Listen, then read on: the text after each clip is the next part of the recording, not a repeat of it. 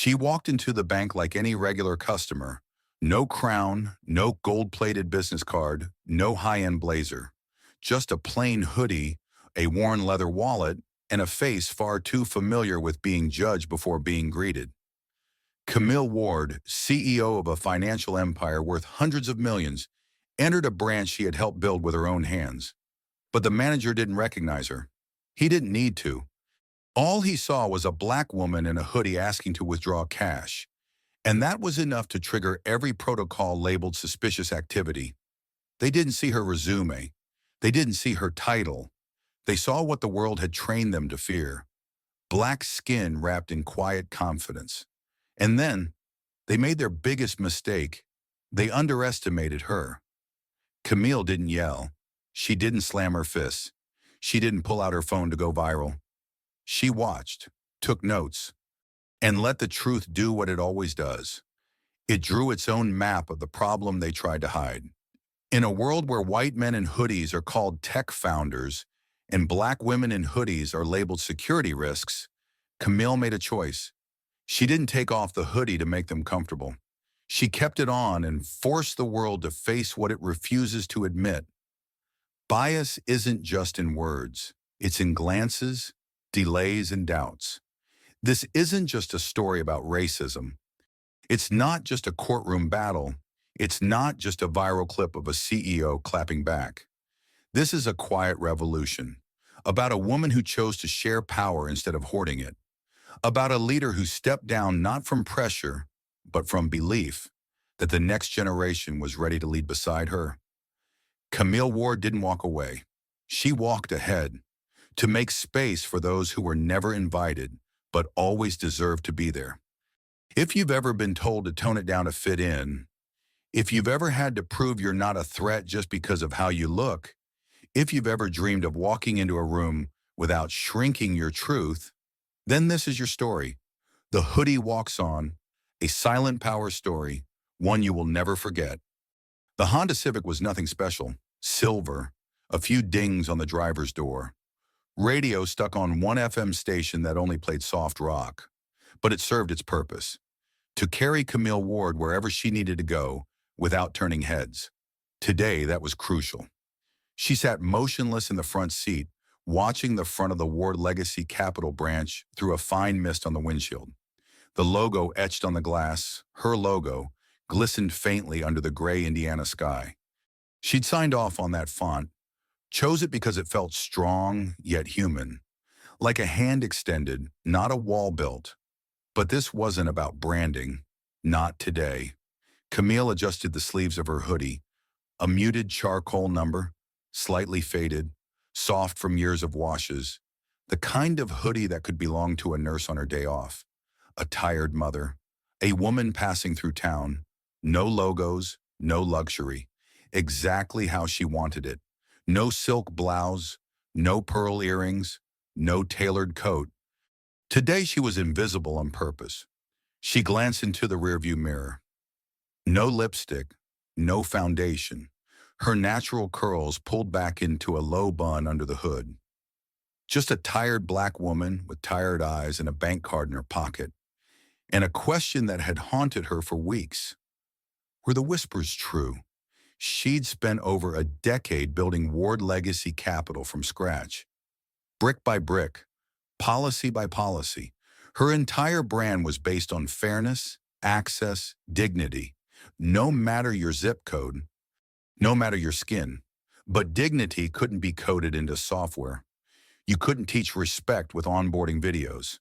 And lately, too many people she trusted, friends, former clients, even her own cousin, had shared the same story. That Terry Oat branch, they look at you funny when you're black, not overt racism, nothing they could sue over, but the cold shoulder, the second ID check, the unnecessary waiting, microaggressions they called it. Camille called it a problem. She stepped out of the car. Her sneakers, white with gray smudges, hit the damp pavement. She walked with the quiet confidence of someone who knew every detail of this building's layout, from the HVAC specs to the teller workstation software. But today, she was just another customer. The doors whooshed open. Inside, the familiar scent of laminate, printer toner, and lemon-scented floor cleaner. A few patrons stood scattered near the teller line. A man in a red Colts hoodie tapping on his phone. A woman explaining savings accounts to a restless toddler. A retired couple whispering over a checkbook. Behind the counter stood three tellers. Only one looked up. Blonde, early 20s, ponytail taut like a corporate noose. Her name tag read Chloe. Camille approached slowly, shoulders relaxed, hands visible. Everything about her said non-threatening. "Good morning," Camille said, voice soft but clear. "I'd like to make a withdrawal." Chloe didn't respond, just slid a clipboard across the counter, already turning back to her screen. Camille glanced down. The standard form. She filled in the blanks with methodical calm. Name, Camille Ward. Amount $6,000 account, personal checking. She slid it back with her driver's license clipped to the top, then waited. Chloe picked up the ID, read it. Her expression didn't change, but something in her body language did. She stiffened, her brows tightening, not in confusion, but in quiet suspicion. A second passed, then three. Camille watched her, studied her. Chloe tilted the ID slightly under the desk lamp, squinting as if expecting it to vanish like a trick. Then without a word, she walked away, disappearing behind the frosted glass door marked branch manager. Camille stood alone. 5 minutes passed. No one approached her. No one offered a seat. No one even made eye contact. The man in the Colts hoodie had just been helped, cheerfully, called Mr. Bennett and offered a mint. The couple near the window, already seated with a loan specialist. Only Camille remained, a black woman in a hoodie, standing by herself like a mistake waiting to be corrected. She could feel it. The glances, the assumptions, the discomfort. She was used to those things, but never in her own house. She'd signed the lease on this very branch, cut the ribbon at the opening, shook the branch manager's hand, and made a speech about integrity that was still printed on the back of their brochures. And now she was being profiled like a potential scam artist. All because she didn't look the part, didn't fit the mold, didn't wear the mask. But Camille didn't flinch. She didn't tap her foot, didn't sigh. She let the silence stretch like piano wire, because silence, when held right, was power. Behind the frosted glass, shadows moved. Camille tracked the blurred outlines through the partition, Chloe's short, twitchy steps pacing. Another figure, taller and broader, entered the frame. She recognized that shape instantly. Martin Brewster, branch manager, wore cufflinks even on Fridays, smelled like cinnamon gum and executive insecurity. Martin was no stranger. 3 years ago, he shook her hand on this very floor. That day, he'd called her visionary, told his staff that diversity isn't a policy, it's a promise. He'd cried during the ribbon cutting. Camille had the photo somewhere. Martin standing next to her in a navy suit, smiling wide while clutching the golden scissors like a trophy. Behind them, a banner read, "Ward Legacy Capital, Building Equity, Building Trust." The irony, she thought, would be funny if it weren't so hollow. The frosted door clicked open. Martin stepped into the lobby, posture too stiff to be casual. His bald head gleamed under the overhead light. He wore his authority like a badge, chest puffed, hands clasped in front of him like he was about to lead prayer. "Good morning," he said, smiling like a dentist about to drill without Novocaine. "I understand you're requesting a withdrawal." Camille nodded once. "Yes, $6,000 from my account." Martin reached for the clipboard Chloe had left on the counter. He glanced at the name, then at the ID, then at Camille. His expression barely shifted, but it didn't have to. That pause, that subtle hitch of breath, that was all it took to make a black woman feel like an intruder in a place she built. He murmured, eyes squinting under the fluorescent light. "Miss Ward." Camille said nothing. Martin looked up again, studying her face as if trying to remember where he'd seen her before. He turned the ID over in his fingers like it might reveal something else. Something hidden. Something criminal. Then he asked the first question. Is this your first time banking with us? It came out wrapped in syrup and starch, meant to sound helpful, but Camille heard it clearly. Do you belong here? She smiled barely. No, I've had this account since this branch opened. Martin made a slow, exaggerated nod, like he was hearing jazz for the first time and wasn't quite sure he liked it. And this is a checking account, correct? Yes, Camille replied, voice even. Martin flipped through the form again, stalling. Then came the next question, the one that burned. And what do you do for work, Miss Ward? Camille blinked, just once, then tilted her head slightly, voice low but sharp. I'm in finance. Martin's brows lifted. Oh? What kind?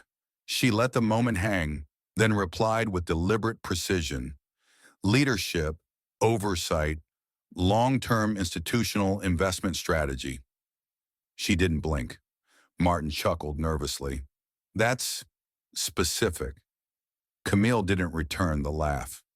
Around them, the lobby had quieted. The couple with the checkbook was gone. The Colts hoodie guy had left. Even the toddler had been scooped up and carried out. Now only Camille, Martin, and a whole lot of uncomfortable silence remained. Behind the scenes, Chloe stood just inside the frosted door, pretending to rearrange paperwork. But her eyes were locked on the scene unfolding at the counter. She wasn't typing. She wasn't serving anyone. She was watching, and she wasn't alone. A middle-aged black man seated by the door, who'd been filling out a loan application, had subtly turned his chair toward the counter. He didn't say a word, but his eyes narrowed, jaw clenching slightly. Camille saw him, just for a second. He gave her a nod. She gave it back. Solidarity in silence. Martin finally cleared his throat. Well, Miss Ward, just to clarify, this is a significant withdrawal for this location. We occasionally verify. My ID is valid, Camille interrupted. Her voice wasn't loud, but it cut clean. Martin blinked. Of course, it's just... I didn't ask for justification, she said. Just my funds. She watched as his confidence flickered. Just slightly. A wobble behind the eyes. A crack in the executive mask. Martin glanced back toward Chloe, who quickly turned away. Camille didn't move, didn't raise her voice, didn't threaten. She simply stood, calm, collected, and immovable, like a statue carved from granite and history. This wasn't her first time being doubted. It wouldn't be the last. But for them, for this branch, it might be. Martin's smile thinned like butter scraped across too much bread. He tapped the form against the marble countertop, once, twice, stalling, trying to regain footing he never really had. Camille didn't look away. She knew the script. She'd watched it play out in boardrooms, hotel lobbies, networking events, and classrooms since she was 15 years old. The rules were unspoken but universally enforced. 1. Appear harmless. 2. Speak softly. 3. Never remind them you're smarter than they are. Today, Camille was done following rules written in invisible ink. Martin cleared his throat. You'll have to understand, Miss Ward. We follow procedure for any withdrawal over $5,000. It's protocol, nothing personal. Then why didn't Chloe say that? He blinked. Pardon? When I handed her the ID, Camille said calmly, she didn't mention any verification policy. She didn't explain a thing. She just walked off. Martin opened his mouth, but she raised a hand gently. She made a judgment call. You did too. And now here we are. The moment hung in the air like a fog, thick, still, and cold. Martin chuckled awkwardly. Well, I suppose I should have recognized you. Your name, Ward, of course. It's familiar. Camille leaned forward, just slightly. If I told you my name was Camille Wilson instead of Camille Ward, would I be getting this same level of familiarity? Martin stiffened. I, of course not. We treat all our customers with the utmost respect. Camille tilted her head. Is that why I've been standing here for 13 minutes without a single apology? He swallowed hard. I'll process your transaction right away, he said quickly, handing her back the ID with both hands, as if that small courtesy might fix the fracture. But Camille wasn't finished. Not yet. She pulled out her phone, unlocked it with a fingerprint, and tapped into the internal app. Legacy Core. Only a handful of people had access. She scrolled to the employee directory, tapped Martin's profile, then clicked Note Incident. His face flashed white when he heard the faint digital ding. She didn't threaten, didn't explain, just documented, the way professionals do. Behind the teller line, Chloe was now pretending to count receipts. Her hands trembled slightly. She stole glances toward the counter, but quickly looked down when Camille's eyes met hers. Guilt, fear, recognition. It was all there. Camille had seen it too many times in too many rooms. The moment when someone realized they had miscalculated your worth, that their assumptions had collided with inconvenient truth, that the hoodie they dismissed held more authority than the suit they worshipped. Martin returned a minute later with a white envelope, crisp, heavy. Here you go, he said, placing it on the counter like a peace offering. 6,000 as requested. Camille didn't touch it right away. Instead, she looked around, at the branch she had built, the chairs she'd approved, the carpet tiles she'd debated for 2 weeks, the mission statement still framed near the entrance. Access, respect, empowerment. 3 words they were failing to uphold before her very eyes. She picked up the envelope, then met Martin's gaze one last time. Fix this. His mouth opened. No words came.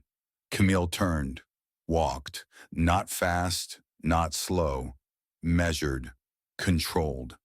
She felt the eyes on her back, Martin's, Chloe's, the black man in the waiting area, even the security guard by the door who hadn't moved an inch since she walked in. Everyone watching the hoodie leave, not knowing what they just witnessed, not understanding the power they'd almost discarded. Outside, the mist had turned to rain. Camille stepped into it without flinching. She let the drops soak into her sleeves, her shoulders, her hood. As she reached the Civic and opened the door, her phone buzzed. A message from internal oversight. Notice, flagged event logged at Terry Oat Branch. Requesting follow-up report within 72 hours. Camille smirked. She slipped into the driver's seat, closed the door, and exhaled. The ignition hummed softly. She didn't blast the radio. Didn't check her makeup. Didn't text anyone to vent. She just sat. Rain streaked down the windshield like ink on paper. And somewhere behind her, inside a bank with her name on the door, a system trembled. 2 days had passed since Camille Ward walked out of the Terre Haute branch with $6,000 in an envelope and an old wound reopened. She hadn't spoken to the press. She hadn't posted on LinkedIn. But the ripple had already begun. By Wednesday morning, 3 regional managers had reached out just to check in. One compliance officer had quietly asked if Camille's login to the internal disciplinary system was active, testing the water. And Martin Brewster's name appeared on the HR watch list for potential internal review, flagged by Camille's single silent note. But Camille wasn't interested in paperwork. She wanted answers, real ones. She wanted to know if what happened to her was an isolated incident or a pattern.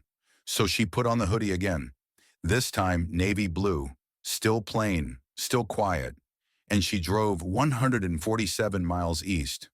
Branch, Columbus, Indiana, one of the newer locations, bright, polished, staffed with eager college grads and mid-career switchers trained in inclusive finance culture. She walked in, smiled, withdrew $3,000, no questions asked. The teller called her ma'am and offered to check her balance.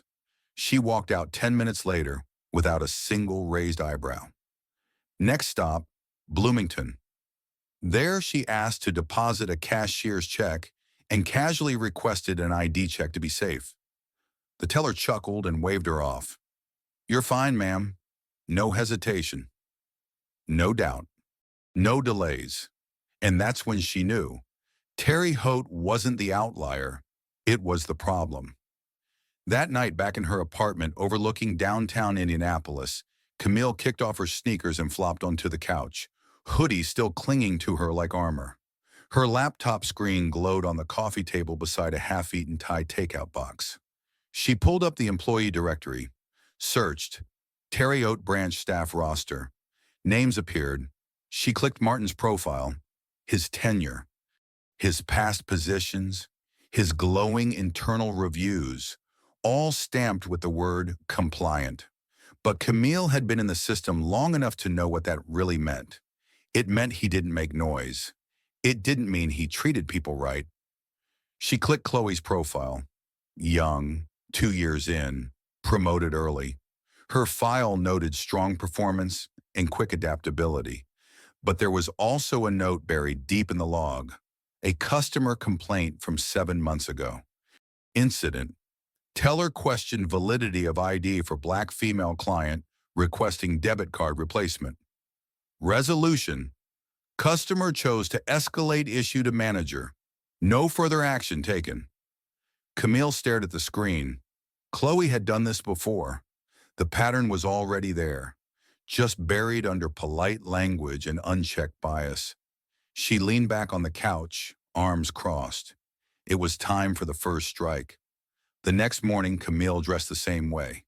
Hoodie, jeans, no earrings. No briefcase. But this time she brought someone with her. Tamika Lewis, her closest friend since college. Harvard MBA. 5'1" of pure corporate fire, wrapped in gold hoops and Jordan 1s. They were opposites in style. Camille was silent thunder. Tamika, a controlled explosion. They met in the parking lot. "You sure you want to do this?" Tamika asked, pulling her braided ponytail through her hoodie collar. Camille nodded. "No cameras, no drama. I just want to see it from another angle." Tamika grinned. "Cool. Then let's make them blink first." They entered the Terre Haute branch at 10:02 a.m. Same smell, same lighting, same Chloe behind the counter, typing like nothing had happened.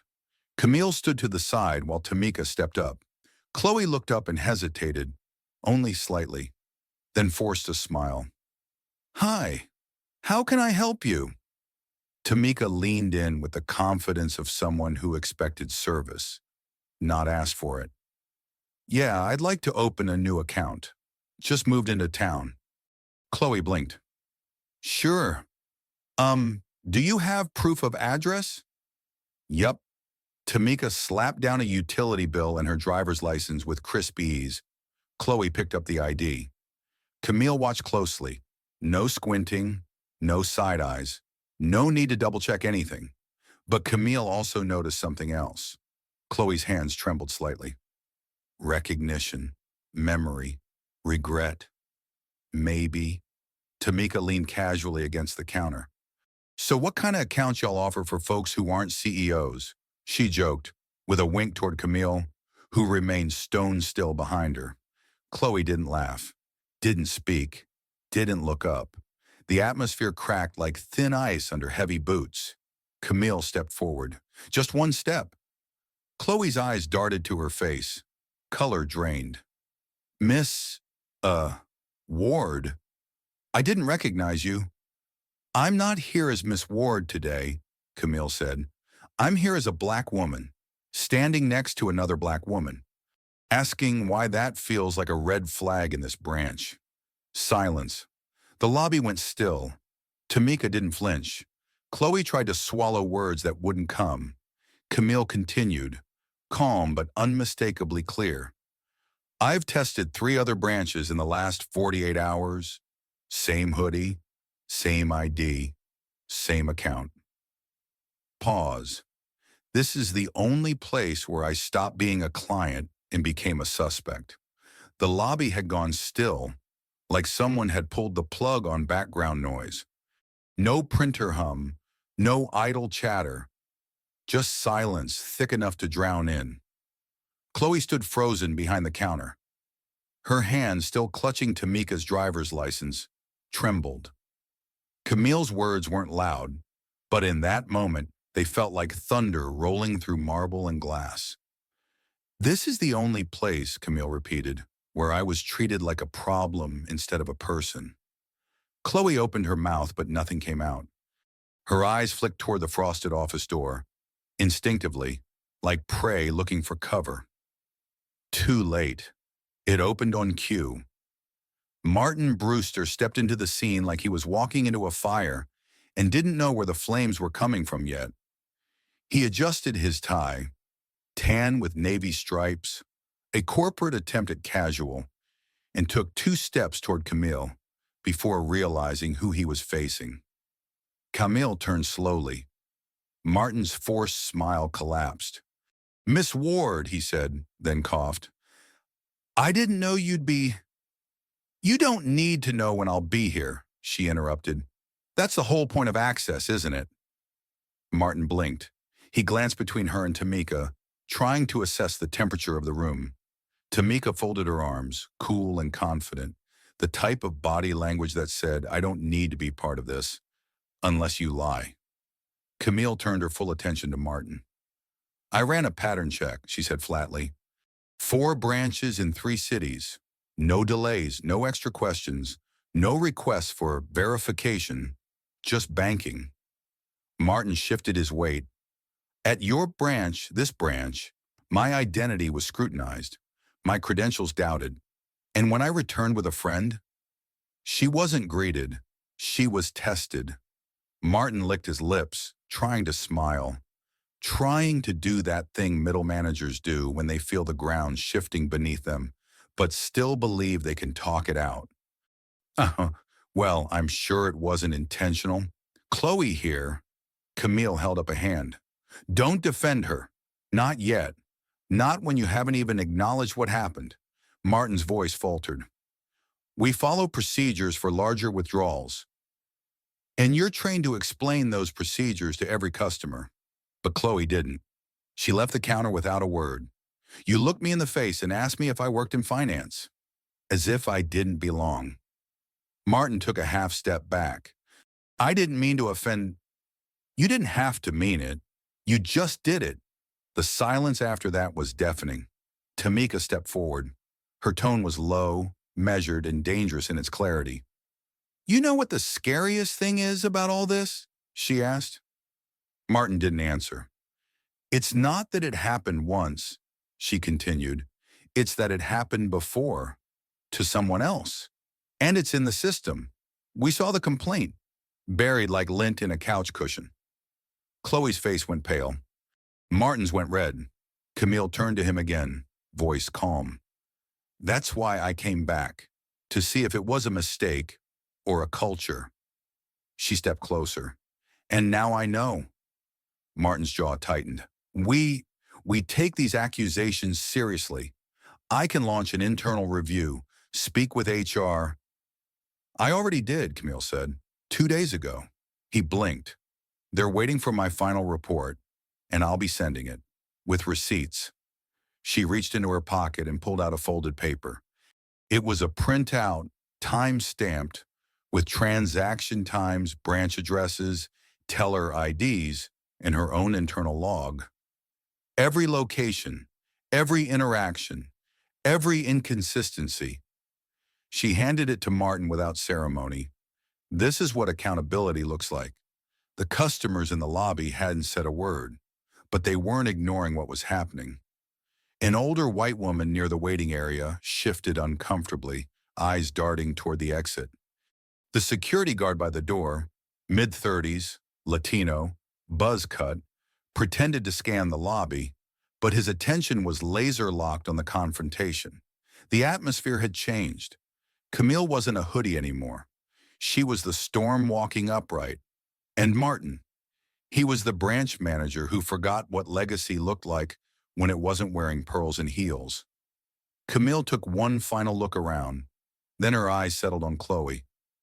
"You'll grow," she said, "one way or another. But don't ever forget this feeling, the one you're in right now, the discomfort, the shame. That's what you've been handing out quietly for months."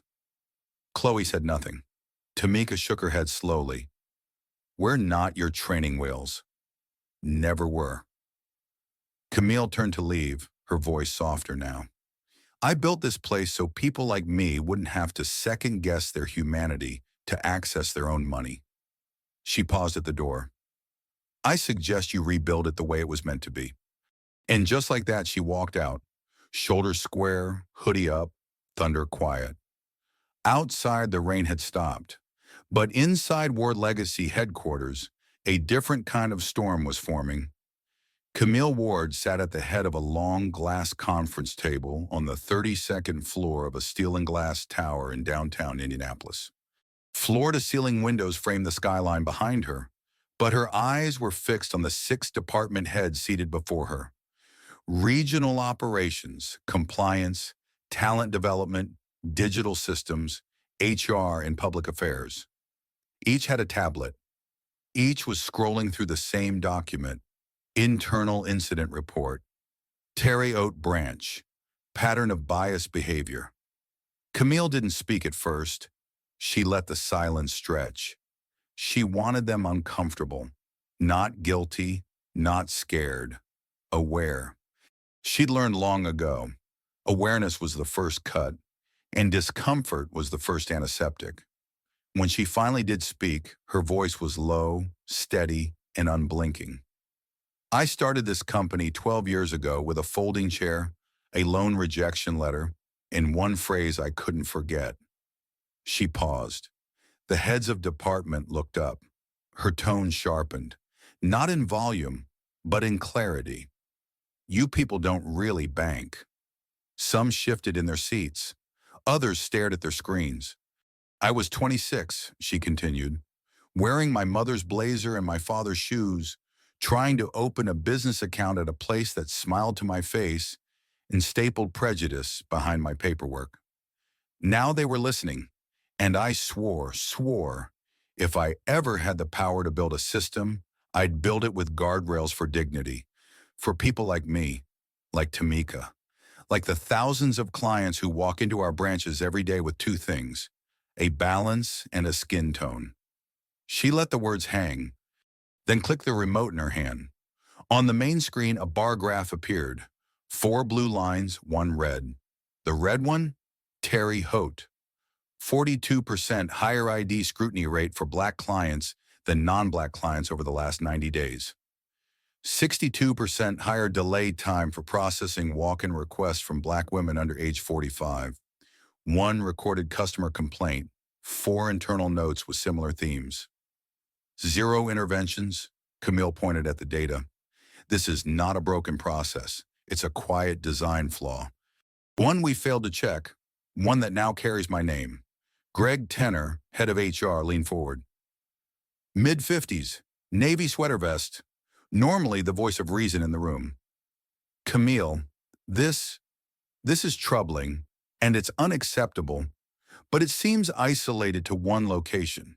Chloe's relatively new.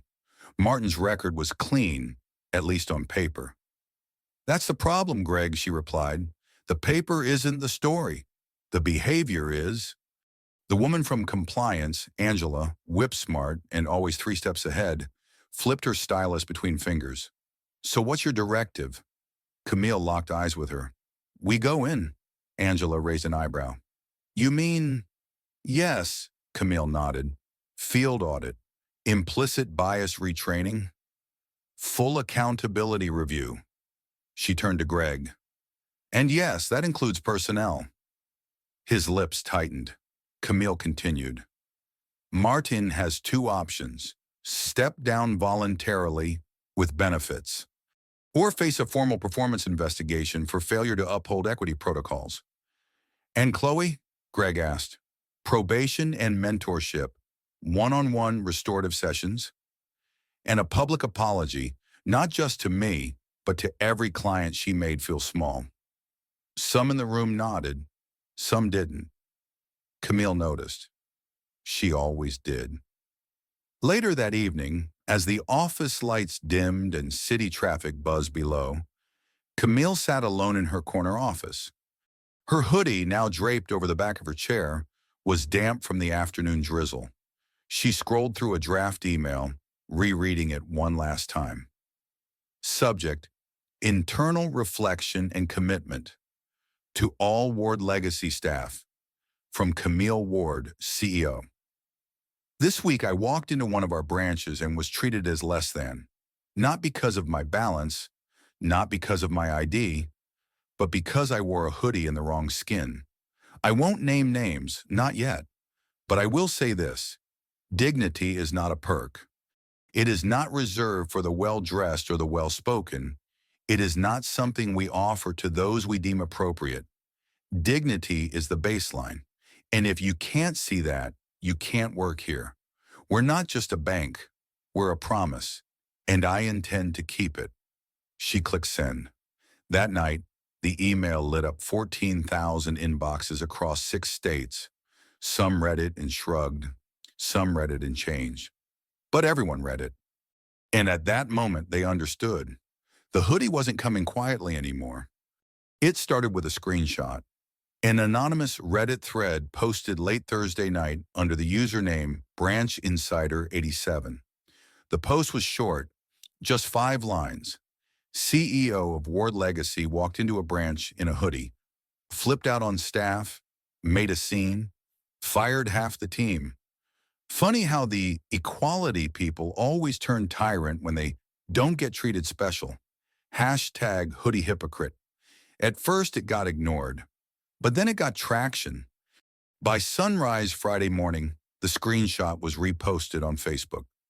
By noon, it made its way to Twitter, retweeted by a known alt-right finance blogger who captioned it, "Another woke meltdown from corporate royalty." That's when the hashtag started. Bank Karen power tripping CEO hoodie privilege. Within hours, Camille's inbox, normally full of reports, updates, and thank you notes, was flooded with bile. This is why we don't take DEI seriously. Imagine being so entitled you fire people for looking at you wrong. Hoodie or not, sounds like you're just another bully in heels. Camille didn't wear heels. But that didn't matter. The internet wasn't built for facts. By 4 p.m., the story hit local news. Channel 6 ran a headline that read, "CEO accused of harassment after surprise visit to bank branch." No one reached out for comment. The clip showed a blurred security cam still. Camille, hoodie up, standing at the counter, her face barely visible, no audio, no context. Just the image of a black woman in a hoodie, mid-sentence, gesturing calmly toward a white manager who looked slightly uncomfortable. The voiceover did the rest. Sources say the CEO of Ward Legacy Capital stormed into a local branch earlier this week, allegedly berating staff over protocol. Internal sources suggest disciplinary actions were swift and severe. Camille watched the broadcast alone from her office, arms crossed, phone buzzing every few minutes with a new headline or forwarded DM. She said nothing. She didn't throw her phone. She didn't call a lawyer. She just sat there and watched. She'd been waiting for this moment since she was 14. When the world realizes it can't erase you, it doesn't disappear. It simply tries to humiliate you. Across town, Tamika was not so composed. She stormed into Camille's office, no knock, hoodie half zipped, eyes blazing. "You see this mess? You see what they're saying?" Camille turned down the TV and gave her a small nod. "They flipped the whole thing, made you the threat." Tamika tossed her phone on the desk. Twitter open. Hundreds of replies. She should be arrested. If a white guy did this, he'd be on the front page. Another DEI hire in power? What did you expect? Camille exhaled. "They're not mad about what happened. They're mad that it happened to me, that I didn't fold." Tamika leaned in, fire in her voice. "You gonna let this ride?" "I'm not reacting," Camille said. "I'm responding." At that moment, Camille's assistant knocked lightly and peeked in. Camille, sorry, but the board wants to speak with you. Now, Camille nodded once. Put them through. She clicked a button on her desk, the screen on the far wall lighting up with six faces. Board of directors, silent, polished, and visibly tense. First to speak was Judith Walker, chairwoman, white, late 60s, old school liberal with tight pearls and looser principles. Camille, thank you for joining. I'll get to the point. The media narrative is spinning, and frankly, we need to contain it before it escalates. Camille didn't flinch. Contain what exactly? The perception, Judith replied, that the disciplinary actions at Terre Haute were based on emotion rather than protocol. We're not doubting your intent, of course not, but the optics. Camille leaned back slowly. There it was, not the truth, not the facts, the optics. Let me be clear, she said evenly. I followed protocol, more than protocol. I verified the incident, documented patterns, escalated according to internal policy. Judith nodded stiffly. Of course, but public opinion doesn't wait for paperwork. We're asking you to consider a statement, something to calm things down. What kind of statement? Something conciliatory that acknowledges the disruption but emphasizes your commitment to unity. No need to mention race. Camille's silence was like an ice storm moving through the call. Judith kept going. We just need the temperature to drop. Maybe even consider reinstating the manager. Temporarily, Camille stood up. No, one word. Spoken like granite. The board shifted, uncomfortable. Camille continued. I built this company to protect people who've spent their lives swallowing that kind of compromise. I'm not going to apologize for holding my own system accountable. If that's too disruptive for the public, maybe the public needs to be disrupted. Silence, then a man from the board, black, middle-aged, cleared his throat. She's right. Heads turned. He looked directly at Judith. If this company won't stand behind its founder when she's doing exactly what she promised, then maybe we're the ones who need to check our optics. Camille sat down again, slowly. Tamika grinned in the background. And for the first time all day, Camille allowed herself to smile. Friday night, the city moved on as if nothing was wrong. Bars filled. Neon signs blinked over damp sidewalks. College students laughed too loud outside greasy diners. But inside Camille's apartment, the light from her laptop reflected off her glasses like a silent fire. She wasn't watching Netflix. She was watching him, Bryce Langford, the so-called independent finance analyst who had gone viral this morning for dissecting Camille's behavioral misconduct in a 10-minute YouTube video with 500,000 views in less than a day. Let's be real, Bryce had said, seated in a leather chair, American flag behind him, smugness radiating like heat from a stovetop. A CEO walks into a branch dressed like a thug, acts surprised when she doesn't get VIP treatment. That's not discrimination. That's cause and effect. He'd smiled into the camera, hands folded like he was hosting a TED Talk on modern hypocrisy. She wants respect? Maybe stop cosplaying as a regular person and start acting like the professional she claims to be. The comment section was exactly what you'd expect. She pulled the race card like it was a debit card. DEI hire in action? Of course it's Indiana. What did she expect, red carpet? Tamika stood behind Camille, arms crossed. I swear if I ever see this man in public. Don't, Camille said softly, clicking pause. Don't give him the power. Tamika leaned forward. You realize what this is, right? This isn't just hate clickbait. This guy's not random. He's connected. Camille already knew. Bryce wasn't new to the game. He wasn't some angry basement blogger.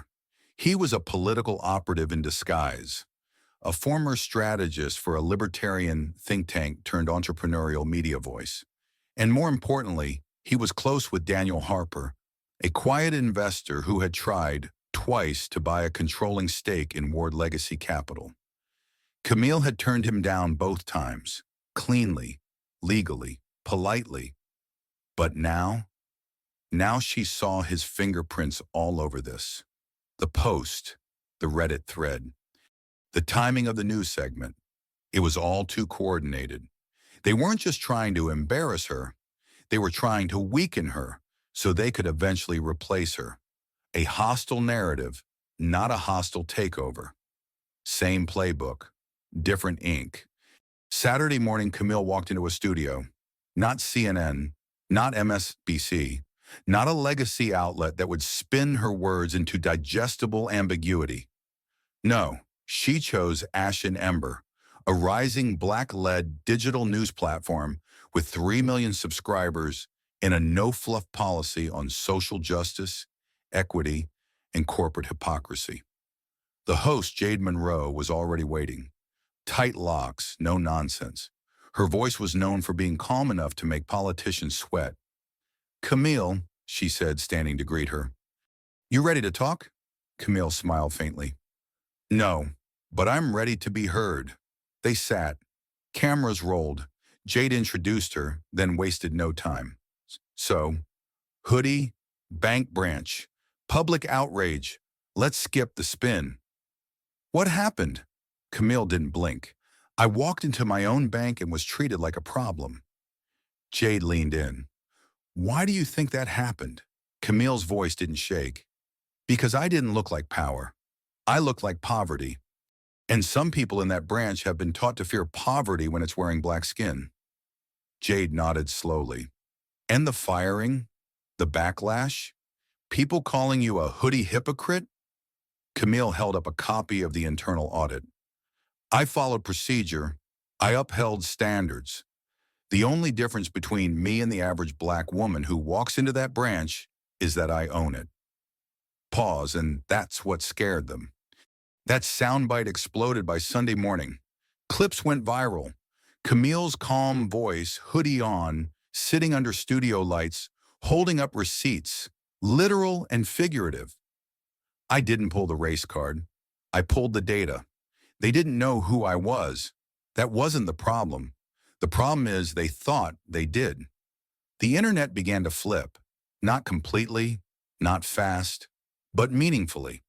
People started replying to Bryce Langford's video with Camille's clips. Comment sections filled with a new wave of voices. "Funny how calm she is for someone accused of flipping out. Where's the footage of her yelling? Oh, wait, there isn't any. This isn't a CEO meltdown. This is a system getting exposed." Tamika texted Camille a meme Sunday night. A split image. Left side, Camille in a hoodie captioned "The Threat." Right side, Camille at a boardroom captioned "The Owner." Underneath, "What scares them is she's both." Camille chuckled softly.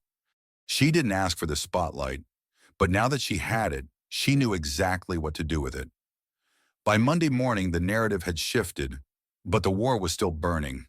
Camille stepped into the media building with her chin high, hoodie zipped halfway, flanked by two people she trusted, Tamika on her right and Marcus Ellison, her legal counsel and quiet strategic bulldog, on her left. She didn't come here to argue. She came to finish what someone else started. The studio was slick, cold, and engineered for viral confrontation. Every surface was polished, every camera angle designed to catch micro-expressions. Every conversation here came with subtitles and backlash. Bryce Langford sat in the center chair, legs crossed, navy blazer, crisp pocket square, like a blade tucked into his chest. His face was all charm and teeth, but his eyes were scanning, measuring, hunting for weakness. The producer gave a silent countdown. Camille adjusted her mic. The red light blinked on. Bryce spoke first, voice smooth and calculated. "Welcome back to The Exchange. Today we're joined by Camille Ward, CEO of Ward Legacy Capital, whose recent actions have sparked a nationwide conversation about power, race, and professionalism. Camille, thank you for being here. She nodded slightly. Thanks for the invitation. Bryce smiled wider. Let's get straight to it. Some say you overstepped. That what happened in Terre Haute was less about discrimination and more about ego. That you used your position to punish staff who made an honest mistake. Camille's reply came without pause. Is it ego to expect respect in a space you created? Bryce's smile faltered, just for a beat. She continued. When a white male CEO shows up unannounced, it's called secret shopping. When I do it, in a hoodie, it's called a meltdown. He leaned in, voice dipping into faux empathy. Sure, but perception matters, doesn't it? You walked in dressed down, maybe they didn't recognize you. Isn't that understandable? Camille's gaze didn't waver. Not recognizing me is fine. Assuming I don't belong is not. The tension crackled, tight as a wire. Viewers across the country watched it live. Phones in hands, Twitter tabs open, hashtags ready. Bryce tried to regain the ground. But shouldn't CEOs model professionalism? What message does it send when leadership shows up in street clothes and then fires people? Camille didn't flinch. It sends the message that respect isn't earned through tailored suits. It's earned through how you treat people who can't fire you. Tamika, off camera, gave the tiniest fist pump. Bryce tried again. Some argue that by firing your branch manager, you fed into cancel culture, that you became the very kind of punitive force you claimed to oppose. Camille folded her hands calmly. Accountability is not cancellation, it's correction. And correction is only cruel when it comes too late. She paused, then looked straight into the camera. What happened to me isn't rare. It's just rarely witnessed by someone with the power to respond. There it was, the moment. A silence in the room that wasn't awkward, but reverent. Even Bryce felt it. He shifted in his chair, trying not to squirm, reaching for the next line, but the balance had already shifted.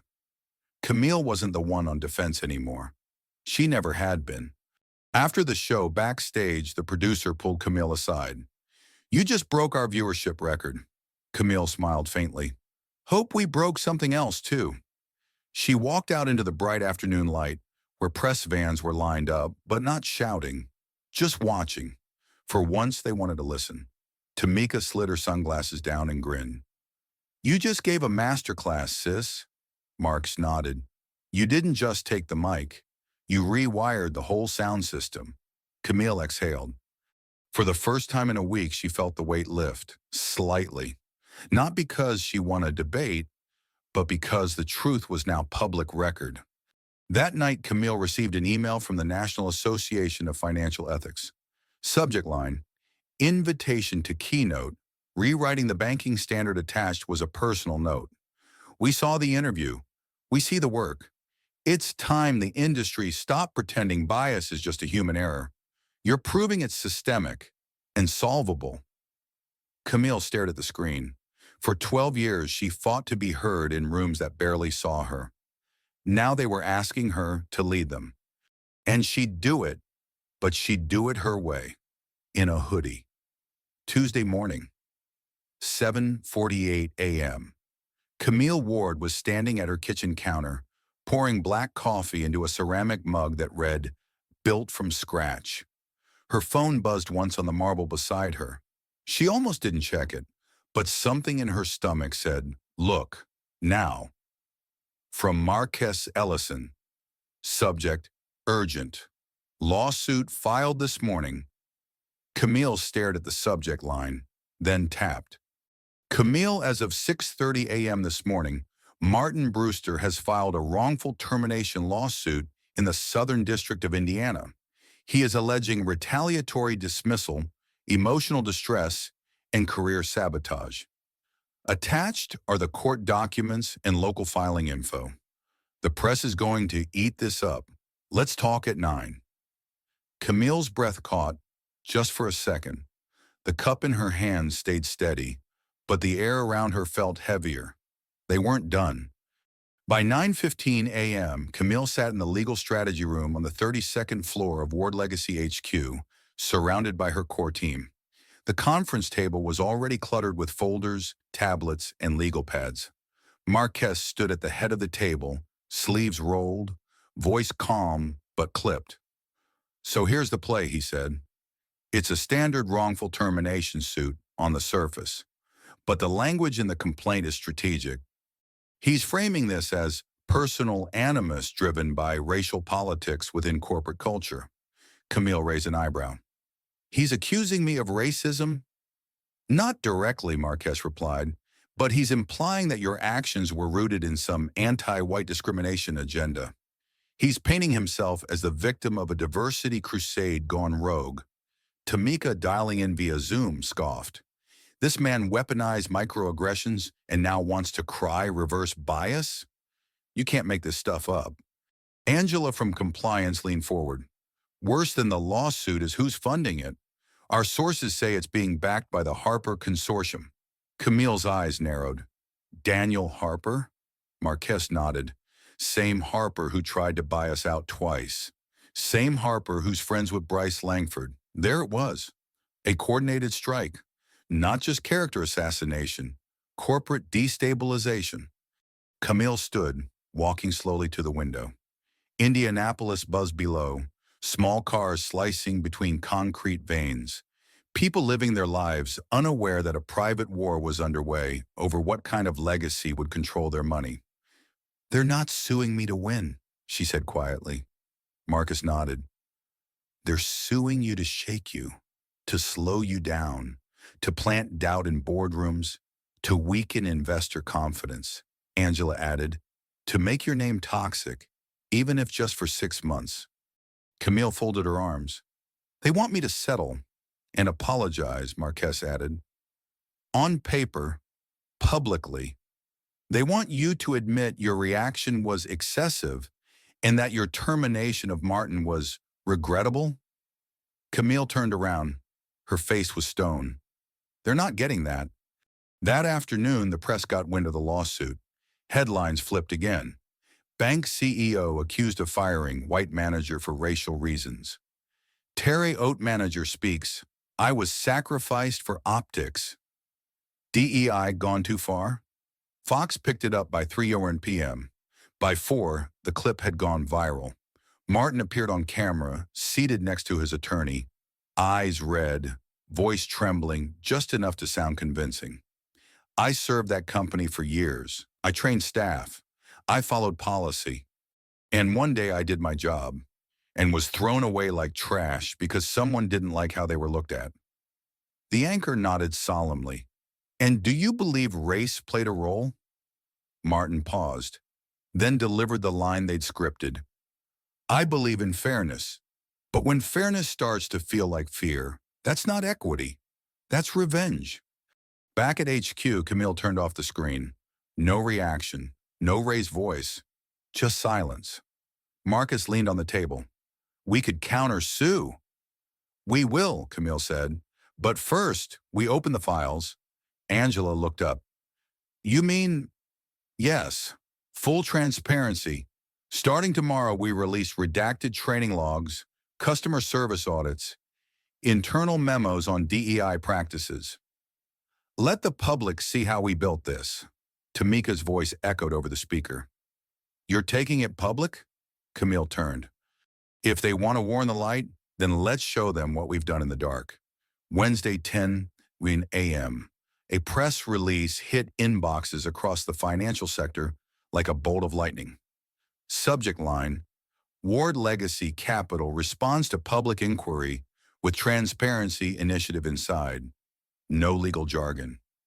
No spin, just 4 short paragraphs signed personally by Camille Ward and a secure link.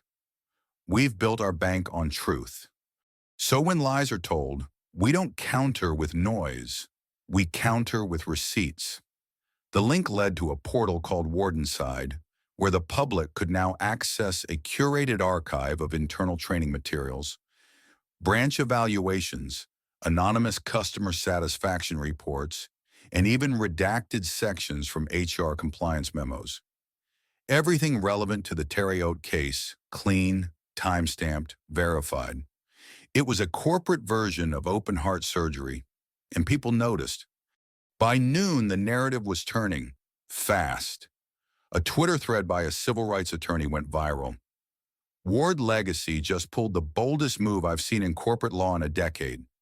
Full transparency, not just to defend themselves, but to educate the public. Watch how fast the smear collapses. And collapse it did, because inside those documents was the truth Harper and Langford had bet no one would find or believe. Chloe's previous incident reports. Martin's flagged but never escalated complaints. Training evaluations where he'd written, "I think this DEI stuff gets in the way of good hiring instincts." But the line that got everyone talking? A line from a branch audit conducted 6 months ago. Evaluators note, manager exhibits resistance to inclusive training and repeatedly frames DEI standards as political compliance rather than core value. Commenters had a field day. So he's been the problem and Camille's the villain? They really tried to take down a black woman CEO with a paper trail this long? These receipts are laminated. Game over. At HQ, Camille stood before a wall of screens showing real-time reactions, news clips, blog coverage, live social chatter. But her eyes weren't on the victory. They were on the crack in the wall, because something still wasn't right. She turned to Angela. Pull audit traffic logs. I want to know who accessed that Reddit post 2 days before it went viral. Angela nodded and tapped into the internal system. 5 minutes later, her brow furrowed. Someone inside Ward Legacy shared that post. Camille's heart beat slower, colder. Angela scrolled.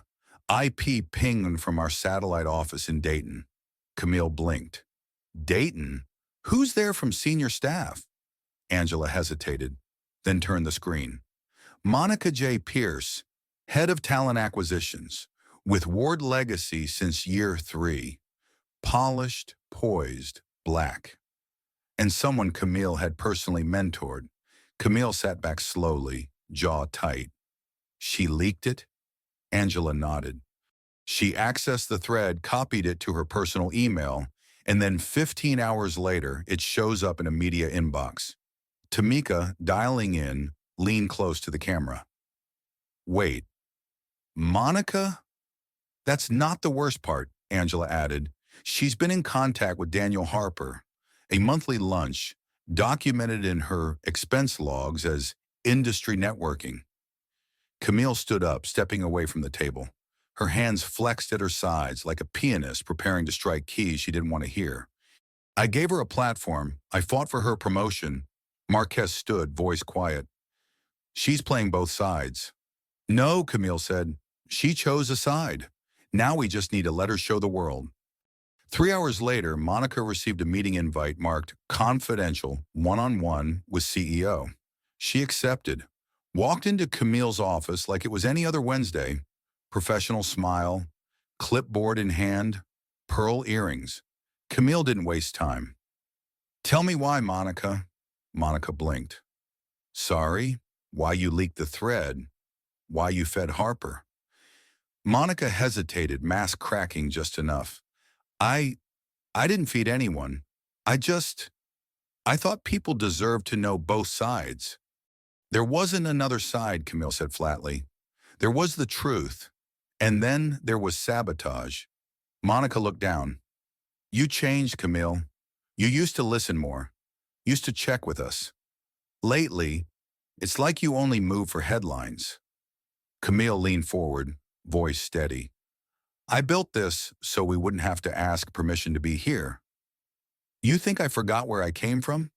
You think I don't see how the game plays us against each other? A pause. I didn't change. The air just got thinner the higher we climbed. Monica didn't reply. She didn't apologize. But her eyes told the whole story, fear and guilt. But mostly shame for choosing the losing side. Camille handed her a sealed envelope. Your resignation, pre-written. Or we go public with what we know. You can leave quietly, or be remembered for trying to burn the house you helped build? Monica took it, didn't say a word, just nodded once and walked out, alone. The city lights burned below Camille's window like scattered embers from a fire no one could put out. It was 9:27 p.m. Her office was dim. Only the soft glow of her desk lamp lit the room. Her hoodie hung over the back of her chair like a flag still flying after a long battle. On the table, Monica's signed resignation, the finalized legal counterclaim, and a half-full bottle of ginger tea that had long gone cold. Camille sat motionless, watching the signature on Monica's letter. There was no satisfaction, no smug relief, only the numb weight of what this fight had cost. A friend lost, an organization shaken, a name dragged, and beneath it all, the subtle ache of having to prove her existence legitimate. Again, she rubbed her temples, leaned back, and closed her eyes. That's when the phone rang, not her work line, her personal number, the one only 10 people still used. She almost let it go. But then she saw the name, Mrs. R. Suddenly she smiled without meaning to. Camille? The voice croaked warmly through the speaker. Hi, Mrs. Dunley, Camille said, sitting up straighter. It's been a while. Mrs. Rosalind Dunley had been Camille's high school English teacher, the kind who stayed long after class ended, the one who loaned her Maya Angelou when the library was closed and slipped her lunch money when she thought Camille wasn't eating enough. You've been on my TV, child, the woman chuckled, and on my students' TikTok feeds. Imagine that. Miss Ward trending. Camille laughed softly. Not exactly how I pictured it. No, Mrs. Dunley said gently, because I pictured it exactly like this. Camille was quiet. I saw the smear, the lawsuit, the girl they said turned into a tyrant. But then I saw the receipts, and I said, there she is. There's the Camille I knew. Not loud, not scared, just real. A pause. You told the truth, and you didn't let them turn it into theater.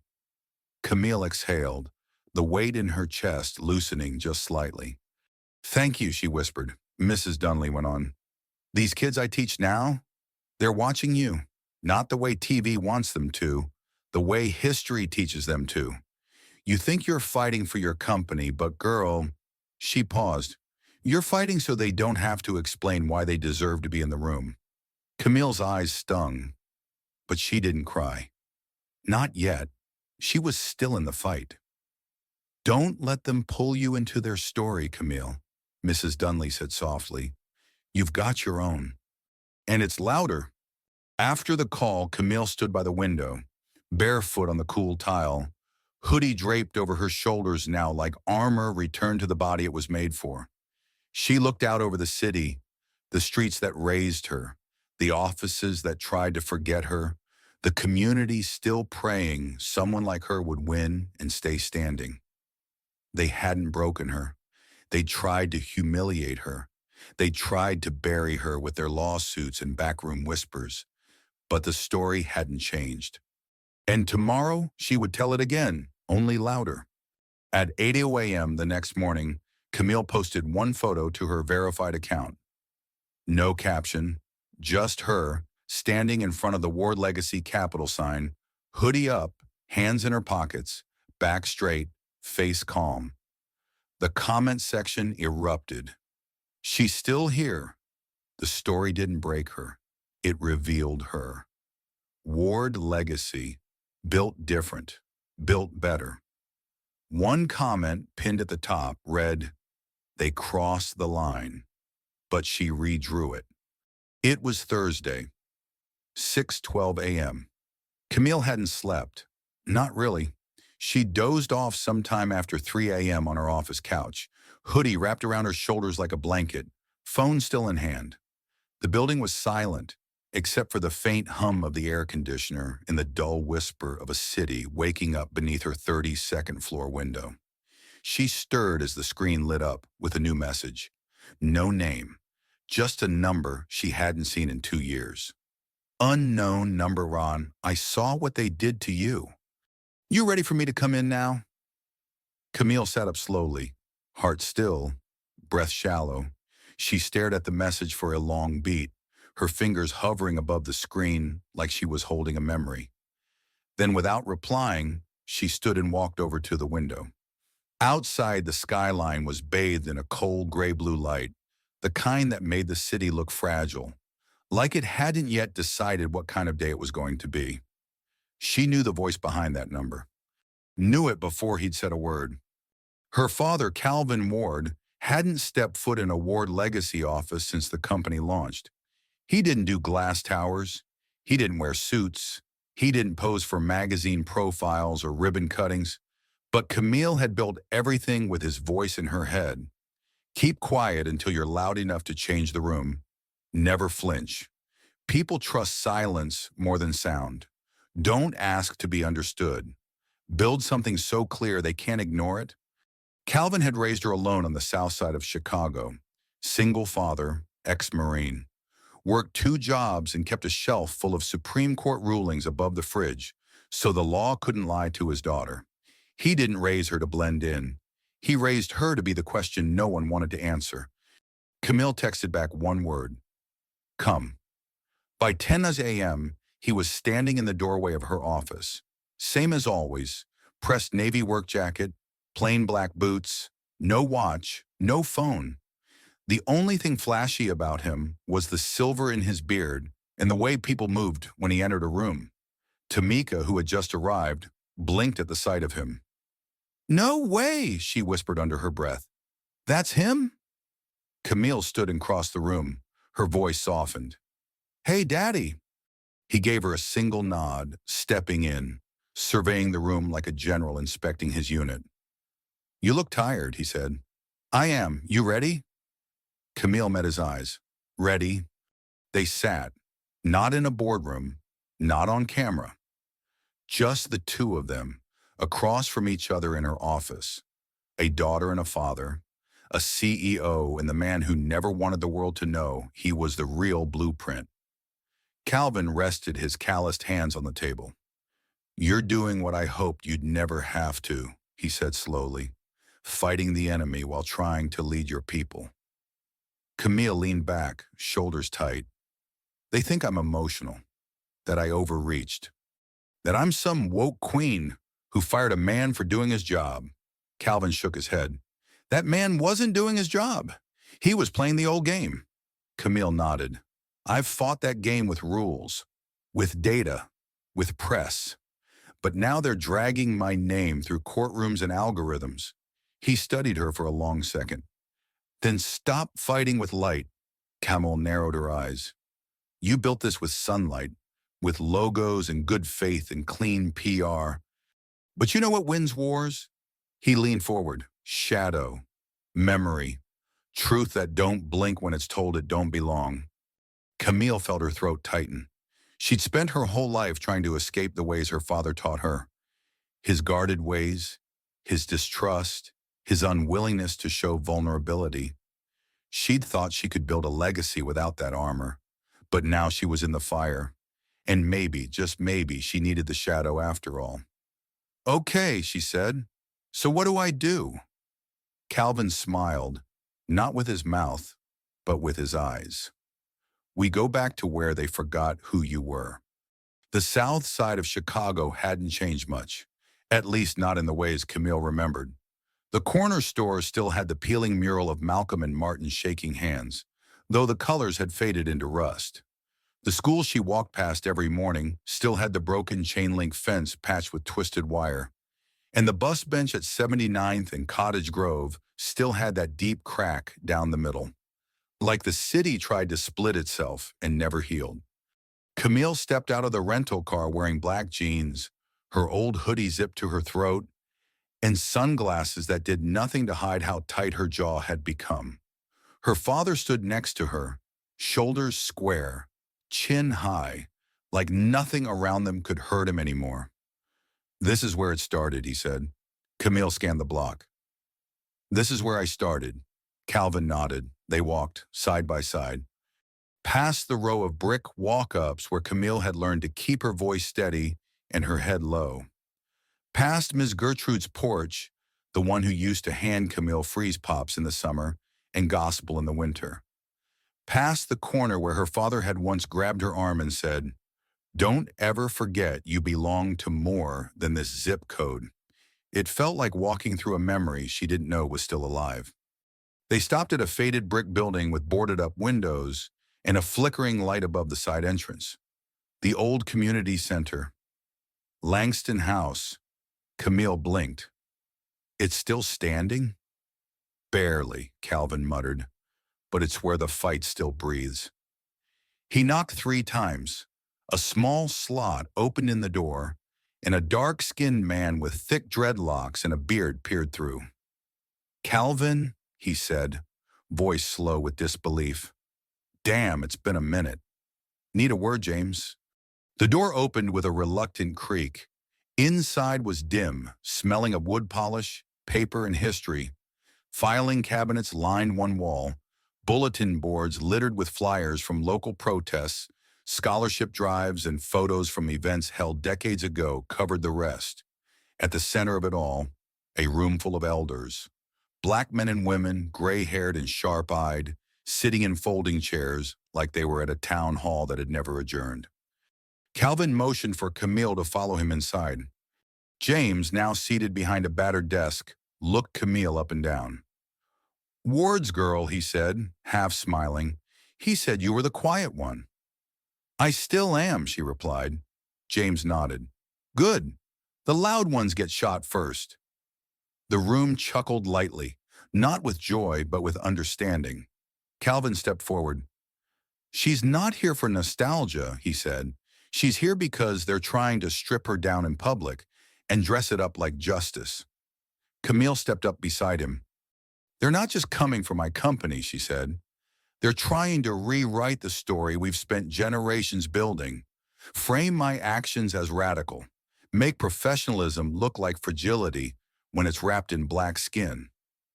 The room nodded. A woman near the back raised her hand. "We know that tactic," she said. "Used to be the police. Now it's press releases and lawsuits."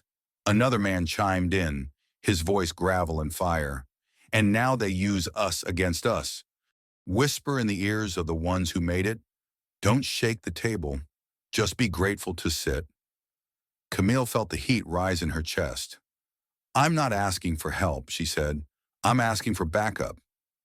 James tilted his head. "Meaning?" "I want every community account that's ever been denied a fair loan. Every rejected application from my branches.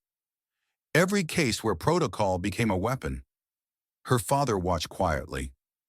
Camille continued. "We're building a database, public, transparent. We're going to show the public the real red lines still being drawn in 2025. But this time not by mortgage maps, by biased hands at counters." The room went still. Then James nodded slowly. "You're not just fighting for your name," he said. "You're trying to turn a company into a weapon. Into a shield," she corrected, "for all of us." Outside, as they stepped back into the daylight, Calvin placed a hand on her shoulder. "You did more in there in 10 minutes than I did in 10 years. Camille turned. "No, you laid the concrete. I'm just building the second floor." He smiled for real this time. It wasn't approval. It was something deeper. Pride wrapped in memory. Friday morning. The world still thought Camille Ward was on the defensive. The lawsuit was still active. The smear campaigns still circling like vultures. The headlines were quieter, but the tension pulsed just beneath them. But something had shifted. Camille was no longer responding. She was building. At 8 a.m., a new tab appeared on Ward Legacy Capital's homepage. Plain white background, black text, centered at the top. The stories they didn't count. A living archive of real customer experiences in financial spaces. Because dignity should not depend on your skin tone or your zip code. Below the title was a submission form. Have you ever been treated unfairly at a bank or financial institution? Tell us your story. We're listening. By 10:14 a.m., the server slowed under traffic. By 11:20, it crashed. By noon, the IT team was pulling emergency bandwidth from the backup cloud systems. By sunset, over 22,000 verified submissions had been received. Camille sat at the head of a roundtable with her tech leads and data ethics team. No boardroom drama, just purpose. We anonymize all entries, she said. We filter for duplicates, remove any identifying information, and publish only with consent. Her voice was steady, clear. The goal isn't to go viral, she said. It's to make silence visible. By the next morning, social media exploded. Not with attacks, not with press, but with people. A 67-year-old black veteran in Mississippi shared a video of himself tearing up. Bank told me my ID was too faded. Watch them let a white man deposit a check without one. That was last year. I left and never said a word until now. A single mother in New Jersey. They asked if I had someone who could explain the mortgage papers for me. I have a degree in economics, but I guess my braids got in the way. A student in Houston wore my hoodie, walked in with a 10K cashier's check. Teller looked me dead in the face and said, "Are you sure this is real?" Didn't even scan it. By Sunday night, the hashtag was trending. Banking while black. And just below it, another, Camille was right. Even national outlets couldn't ignore it. CNN's Sunday morning headline read, Ward Legacy CEO turns the tables, invites public to tell their banking stories. The article closed with a line that echoed across every corner of the internet. She didn't defend herself. She defended everyone who couldn't. At headquarters, Camille scrolled through submissions at her desk, reading each line like a prayer. She wasn't looking for headlines. She was looking for patterns, data, voices, proof of what she'd known her whole life, but the world had demanded citations for. Bias isn't a glitch. It's a feature, until you remove it. Calvin stood behind her, arms folded, watching. "You've turned the courtroom inside out," he said. "No," Camille replied softly. "I just gave the jury more chairs." Later that night, Camille posted her own statement, a short video, 1 minute, no music, no graphics, just her, hoodie on, sitting in her office, looking into the lens. "They sued me because I made noise. They dragged my name because I wouldn't stay quiet. But the truth doesn't need permission to speak. This isn't about me anymore. This is about every person who's ever stood at a counter, valid ID in hand, and still felt invisible. This is about every black voice that was called angry when it was simply honest. And this is only the beginning." By Monday, major banks released public statements affirming new diversity reviews. By Tuesday, lawmakers began citing Camille's archive in subcommittee hearings. By Wednesday, Martin Brewster's legal team went radio silent. And by Friday, Ward Legacy Capital had gained 14,000 new customers. Not because Camille marketed better, but because she listened louder. She stood in front of the mirror that evening, adjusting her hoodie before another community meeting. Calvin leaned against the doorway. "You did it," he said. Camille looked at him through the reflection. "No, we're doing it," he nodded. "You ever think this all started with a single moment? One teller, one assumption, one no too many?" Camille smirked. One hoodie too powerful. Monday, 9:02 a.m., courtroom 14B, Southern District of Indiana. It smelled like dust and printer ink, like all federal courtrooms do, clean on the surface, heavy beneath. The walls were lined with polished walnut. The seal of the United States glinted above the judge's bench, gold and unquestioning. Camille sat calmly at the defense table, flanked by Marcus Ellison and 2 litigation attorneys. She wasn't wearing a suit. She wasn't wearing a dress. She wore a hoodie, black, clean, pressed, unapologetically hers. Across from her, Martin Brewster sat beside his legal counsel, jaw locked tight, eyes flickering around the room like he was trying to find an exit he hadn't used up already. Daniel Harper wasn't there. Of course he wasn't. He never showed up in courtrooms. He worked in boardrooms and back doors, behind NDAs and proxies. But Camille knew his fingerprints like she knew her own. Judge Helene Barris, sharp and razor-voiced, presided. A black woman in her early 60s with no time for games and even less for drama. "Let's proceed," she said without preamble, glasses resting low on her nose. "Plaintiff will make their opening." Martin's attorney, a man in a navy pinstripe who looked like he'd been bred inside a law school, stood and began. "Your Honor, this case is not about race. It is not about politics. It is about one man, my client, being unfairly removed from his position for enforcing protocol. Ms. Ward used her executive power not to correct, but to punish. We contend that this was retaliation, plain and simple." Camille said nothing, didn't twitch, didn't blink, because she had heard that word before. Retaliation. They always used it when someone refused to be smaller. Marcus stood for the defense. His voice was smoother than usual. Controlled. "Your Honor will prove this case is not about retaliation. It's about accountability. It's about a leader who demanded her team live up to the standards they claimed to hold, and took action when they didn't. He let the words sit.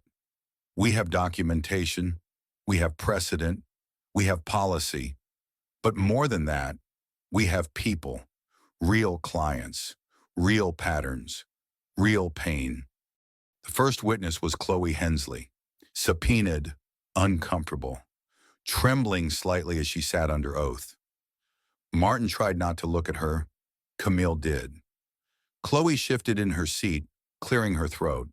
The prosecutor began. "Ms. Hensley, did you at any point believe the customer at your counter that day was presenting false identification?" Chloe looked down, then up. "No, I didn't."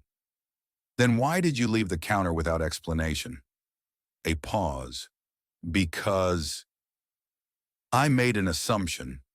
Based on—" Chloe's eyes flicked to Camille, then the judge. "Based on what she looked like, her clothes, her demeanor." The courtroom was silent. Camille didn't gloat. She didn't even breathe deeper. Because she knew this wasn't victory. This was truth doing its job. Then came the audit reports. Angela from compliance walked through each one, showing discrepancies, customer complaints, patterns of behavior tied to Martin's management style. Then came the kicker, the emails, a printed thread between Martin and Monica Pierce, weeks before the incident. Monica: "Camille's getting too bold. She's treating this place like it's hers." Martin: "She forgets who keeps the wheels turning. These DEI stunts will sink us before they save us." Gasps rippled across the courtroom. The judge raised an eyebrow. "Objection!" Martin's lawyer shouted. "Those emails are not authenticated." "They've been verified through our internal server logs," Marquez responded calmly. "Signed in under his credentials. Dated, time-stamped, and undeleted." Judge Barris nodded. Noted. Continue. By the end of the day, the courtroom didn't feel like a trial anymore. It felt like a reckoning. Martin's face was pale. His lawyer looked tired.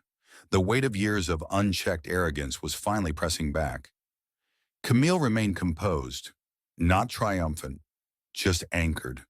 Because she knew, justice isn't about the fall, it's about the balance being restored. Outside the courthouse, reporters clustered under a gray sky. Marquez advised Camille to exit through the side door. She didn't. She walked out the front, hoodie still on, and when they asked how she felt, she said just one sentence: "This wasn't my fight alone. It never was." Then she kept walking, through the cameras, through the questions, through the noise, because Camille didn't need a verdict to feel whole. She brought the verdict with her, everywhere she went.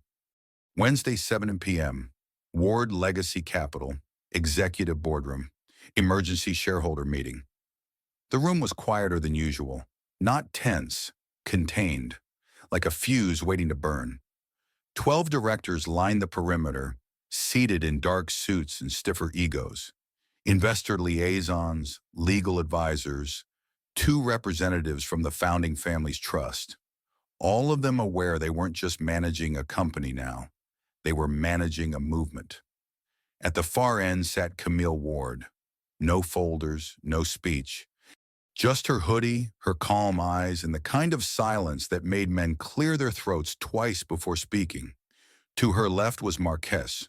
To her right, an empty chair. That chair was for Daniel Harper, and right on cue at 7:01 he walked in. The room shifted, tall, polished, a face built for investment conferences and Ivy League panels. Daniel Harper was a man who never raised his voice because he never needed to. His wealth spoke louder than any courtroom. He smiled like a man still convinced the game wasn't over, like a man who thought Camille's fight was emotional, not strategic. Camille didn't move, didn't blink, didn't stand, because power doesn't rise for what it's already above. Harper took the seat beside her, buttoned his jacket, and leaned slightly in. "You've made quite a name for yourself, Camille," he said under his breath, just enough for her to hear. "But names can be forgotten?" Camille didn't look at him, just replied, calm and level. "So can funders." The meeting began. Chairwoman Judith Walker, more composed than usual, cleared her throat. "We've gathered today to discuss the lawsuit's implications, the board's next actions, and the recent revelations regarding internal sabotage and investor manipulation." All eyes flicked to Harper. Judith hesitated. "Mr. Harper, would you care to address the accusations?" He didn't miss a beat. "There are no accusations, Judith, just speculation. I've made no public statements. I've acted in the interest of institutional stability. If that somehow offends Ms. Ward, I can't be held responsible for how personal she takes it." Camille finally turned toward him. Her voice was soft, measured. "But you did make statements, didn't you?" She pulled out a folder. Inside, printed email logs, a chain between Harper's financial advisor and Monica Pierce's personal Gmail account. Attached were summaries of Camille's internal actions, leaked within hours of being logged. Marquez slid another folder to the rest of the board. Each received their own copy. Harper blinked. "You accessed my firm's emails?" "No," Camille said. "The Department of Financial Ethics did. After I submitted a request for outside arbitration, the moment you funded Martin's legal team under the table, you made this a regulatory issue." Gasps, shuffling, eyes narrowing. Camille continued. "You didn't just try to smear me. You used your position to undermine the company's leadership, manipulating public perception, destabilizing shareholder confidence, and compromising our ethics charter." Judith spoke next. "Daniel, we'll need an official response for the record." Harper looked around, then smiled again, sharp and slow. "You really think the board's going to choose her over me? She runs branding. I run capital." Camille didn't smile. She stood up, pressed a button on the desk. The wall behind her lit up with a video feed, a Zoom call already active, and suddenly the screen was filled with faces. Real people, former clients, community members, employees, all of them part of Camille's new initiative. Ward Inside Voices, live, listening, watching. A woman from Atlanta spoke first. "I applied for a loan with Ward Legacy last year. Got denied. Same income, same credit score as my white coworker. I never knew why, until this week." A young man from Oakland appeared next. "I never trusted banks, until Ward. I opened my first savings account here, but seeing what Harper's people did." "You think I'm staying unless Camille stays?"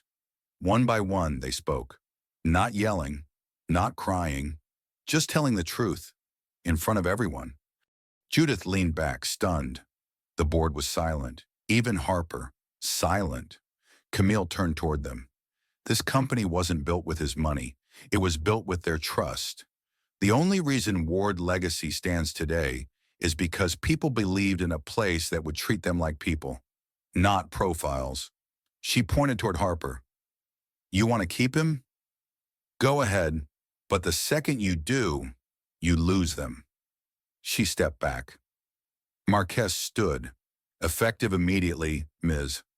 Ward requests the board motion for Daniel Harper's removal as strategic partner and investor due to breach of ethical alignment and corporate sabotage. Judith stared across the room, then nodded once. All those in favor? Hands rose. 11 out of 12. Only Harper abstained. The vote passed, just like that. Harper stood, jaw tight, nostrils flaring. You're making a mistake. Camille didn't flinch. No, she said, I'm correcting one. 2 weeks later, the lawsuit was dropped. No settlement, no public apology, just silence. The kind that means you lost. Martin Brewster's legal team filed a voluntary dismissal after being confronted with overwhelming evidence, customer testimony, and internal data showing patterns of discrimination. He gave one last interview to a second-rate news blog. No one reposted it, not even his lawyer. Daniel Harper's financial firm began bleeding clients by the third day of his removal. By the end of the quarter, his private equity group had lost 3 major portfolios, including one run by a nonprofit bank Camille had mentored into existence 2 years earlier. The fall wasn't loud. It was slow, public, permanent. But Camille Ward didn't dance on their graves. She didn't host a victory party. She didn't even post. Because she knew, if you stop walking just to watch someone else trip, you forget where you're going. And she had places to go. The invitation went out via a simple email. Ward Legacy Community Listening Assembly, Reimagining Trust Together. It wasn't a shareholders meeting. It wasn't a press event. It was a town hall with real clients, real employees, and real conversations. Held not in the glass tower downtown, but in a community center gymnasium on the south side of Chicago. The place where Camille learned how to lead without permission. She arrived in a hoodie and jeans. No stage, no microphone. Just folding chairs and honesty. More than 400 people showed up. Some wore suits, some wore sneakers. All carried stories. The lights were fluorescent. The coffee was burnt. The truth was raw. Camille stood in the center of the circle, not above it. And when she spoke, it was from the same place she always had. The gut, not the script. I didn't come here to talk, she began. I came here to listen. Because we've done something rare. We've survived the storm. But survival isn't enough. We have to replant. She looked around at the crowd. Students, elders, small business owners, single parents. I don't want to just lead a company anymore. I want to reshape how trust looks, feels, operates. And that means putting the people who carry this institution, our clients, our employees, our communities, at the center of how it grows. Hands went up. Questions poured in. Some were hard. Why did it take so long to address the internal bias? Why didn't we hear about the Terre Haute issues sooner? What happens next? For people like us? Camille didn't dodge, didn't deflect. She answered each one directly. I can't fix what I don't see. That's why we opened the submission platform. People were afraid to speak up. That fear is on us. That silence is on us. And what's next?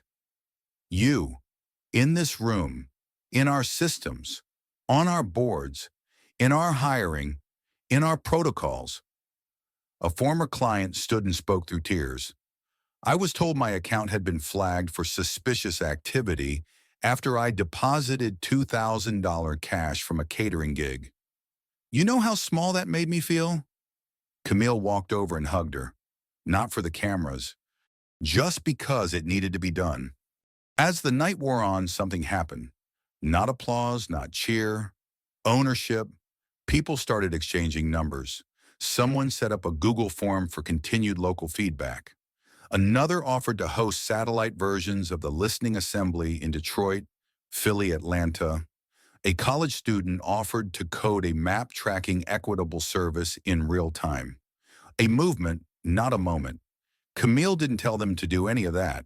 She just gave them a room and reminded them it was theirs.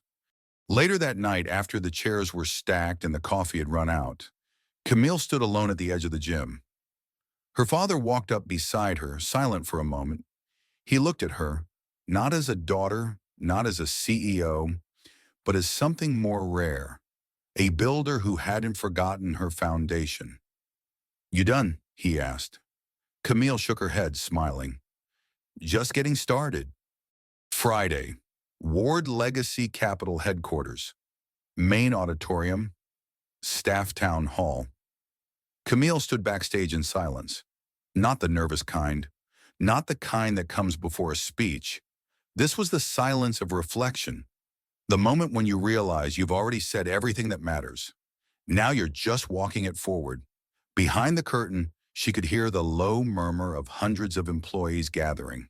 Headquarters staff, regional managers, branch leads flown in from every corner of the country, even the tellers and call center reps, the ones usually forgotten during big CEO events, had been invited to sit in the front rows. On a tall screen above the stage, the title read simply, "The Legacy Meeting." This wasn't about Q4 projections. This was about who they were now.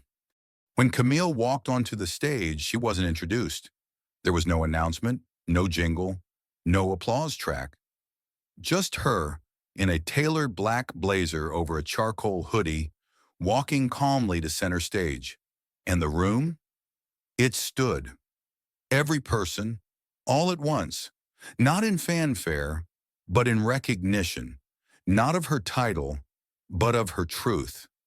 She waited until the room settled, then spoke with a voice that wasn't trying to inspire. It just told the truth. "I've been a lot of things over the past few weeks." She held up her hand and counted off softly. A suspect, a threat, a headline, a cautionary tale, a problem to solve, a woke disaster. She smiled faintly. "But you know what I've always been?" She dropped her hand. "A client." A quiet murmur moved across the room. "I've stood at that same counter you've stood behind. I've waited in the same line, felt the same eyes, heard the same rehearsed tone of voice." She paused. "I know what it feels like to be judged while doing everything right." Camille let the moment settle, then continued. "But this story wasn't about me. It was about what we allow, about how we decide every single day who deserves grace and who deserves suspicion." Her eyes swept across the room. To the tellers, "Your job is not small. You are the front door of this house. You don't just hold people's money. You hold their hope. Don't treat it like paperwork." She turned toward the regional managers, to the leaders.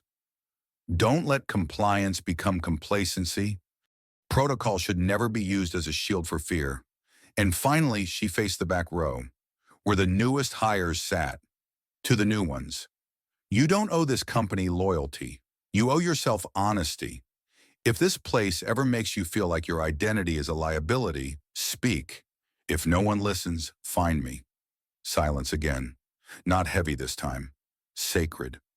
She stepped forward. "I've decided on something, and I want to share it here, with all of you." First, a slight shift in posture across the room, the kind of collective stillness that comes right before something historic. "I'm stepping back as day-to-day CEO of Ward Legacy Capital." Gasps. Not dramatic, just real. People looked at each other. Some mouths opened. Hands reached for notebooks. Eyes widened. Camille raised a hand. "I'm not leaving. I'm stepping aside. I'll be transitioning into a new role, Chief Ethics and Equity Architect. Because what we're building now isn't just banking, it's reform, and I want to design systems, not just manage headlines." She smiled gently. "And the CEO seat?" I'm not filling it. The room tensed again. I'm replacing it with a council, 3 people, different backgrounds, different branches, 1 vote each.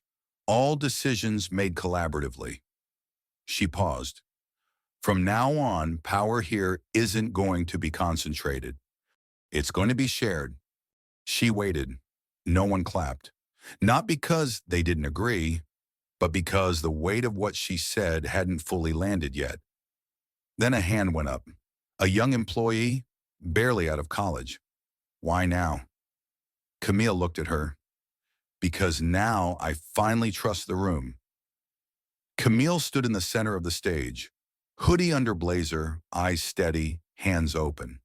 The room was still digesting what she had just said.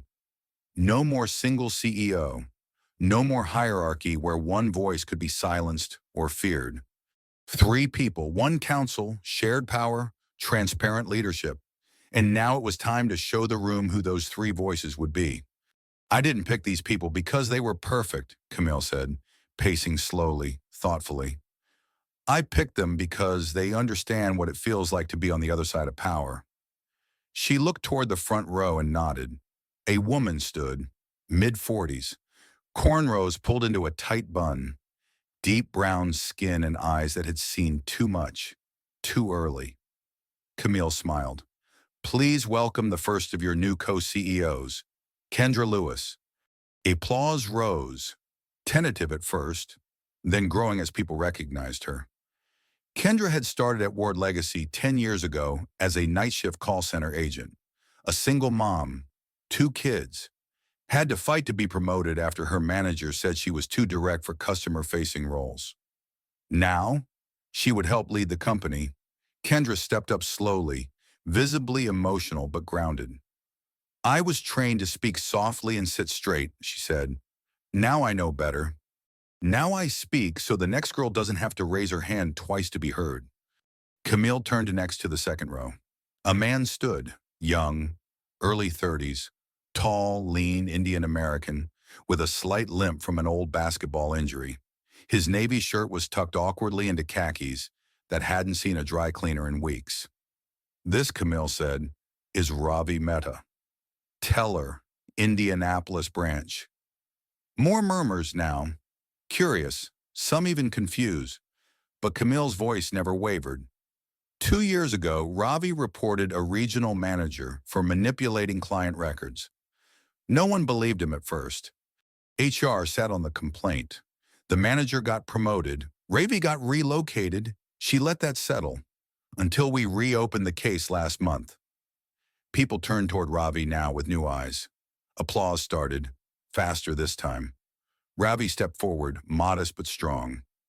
I didn't think I'd be here, he said, but I think that's exactly why I need to be. And finally, Camille motioned toward the back of the room. A man rose slowly, older than most, skin creased with years, beard graying at the chin. He walked with the measured pace of someone who'd survived more than he'd shared. This is Isaiah Douglas, Camille said, community partner. He doesn't work for us. He works with us. Isaiah had been one of the first to open an account at Ward Legacy's first Southside pilot branch. He was also one of the first to call Camille when a friend of his, an elder, was mistreated at a rural branch and had his account frozen for irregular activity. Isaiah didn't sue, didn't blog. He called Camille, privately, directly, and when she asked him what the system needed, he said, "You already built the walls, baby, but if you want people to stay inside, you'd better fix the mirrors." Now he had a vote. The applause now wasn't polite. It was thunder, not because the crowd expected these names, but because they felt them. Camille held up her hand for quiet, and when it came, she said, "This is the future of Ward Legacy, a leadership that reflects the people it serves, a council that answers to our values, not to old money, old rules, or old fear." She stepped back. And my job now is to make sure no door in this building closes behind us ever again. After the meeting, the energy spilled into the halls like sunlight breaking through glass. Staff gathered in corners, crying, laughing, debating. People who'd never spoken to each other were now swapping ideas, stories, numbers. The line between executive and employee, it had blurred. And Camille, she slipped away. No spotlight, no final bow. Just her, hoodie back on, riding the elevator to the lobby like any other person who had somewhere else to go and something deeper to build. Monday morning, Camille sat alone in her office for the last time. Not forever, just for this version of her role. The sun poured through the window, casting golden shapes on the table where deals had been signed, battles planned, and truths told. The hoodie she wore today wasn't tactical. It wasn't political. It was hers. Comfortable, charcoal gray, with a tiny stitched rip near the wrist. A reminder of who she had always been beneath every title, every headline, every storm. She opened her laptop. No assistants, no ghostwriters, just her. She clicked compose. Subject, from the founder's desk, a letter to everyone who built this with me. When I walked into that branch in Terry Oat with a hoodie and a name, I didn't expect the world to shift under my feet. I expected to be served, quietly, like every customer deserves. Instead, I was reminded that no matter how high we rise, some people only ever see the hoodie. What followed wasn't a scandal, it was a mirror. A mirror for a system I built and a system I vowed to fix.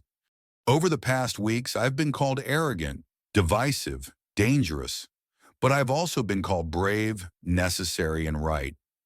The truth is, I'm none of those things by myself. I'm just a reflection of every Black woman who's ever been asked to wait a little longer, every employee who lowered their tone to seem more professional, every teller who got skipped for promotion because they didn't fit the brand, and every client who walked in with enough money but the wrong skin. We built Ward Legacy to be different, but legacy doesn't live in glass towers. It lives in eye contact, in second chances, in how we treat people when no one is watching. So today I step into a new role, not as your only leader, but as one of many, a listener, a guardrail, a builder of systems that outlast the hands that built them. And to those who think this change is radical, I say this: it's not radical to redistribute power. It's radical to think one person ever deserved it all. Kendra, Ravi, Isaiah, they are not figureheads. They are mirrors, chosen not because they are loud, but because they have listened, not because they are perfect, but because they have been affected. They represent the future I was only ever supposed to start. If you've been with me from the beginning, thank you. If you doubted me, I understand. But if you're still here, it means something landed. Maybe not in your head, but in your gut. And that's where change always begins. She signed the letter simply. Camille Ward, founder, architect, daughter of the South Side, still wearing the hoodie. She hit send. No press conference, no dramatic farewell. The email would reach 18,000 inboxes within 3 minutes. It would be screenshot, quoted, stitched into TikToks and marketing decks for years. Students would study it. Critics would analyze it. Historians would underline it. But Camille, she stood, slipped on her shoes, grabbed her backpack, and walked out of the office. No one saw her go. Because that's the thing about real leadership. It doesn't need a spotlight to leave a shadow. As she exited the building and stepped into the morning air, a security guard held the door open. He smiled. "You done, ma'am?" Camille returned the smile. "No," she said. "Just different now." Friday evening.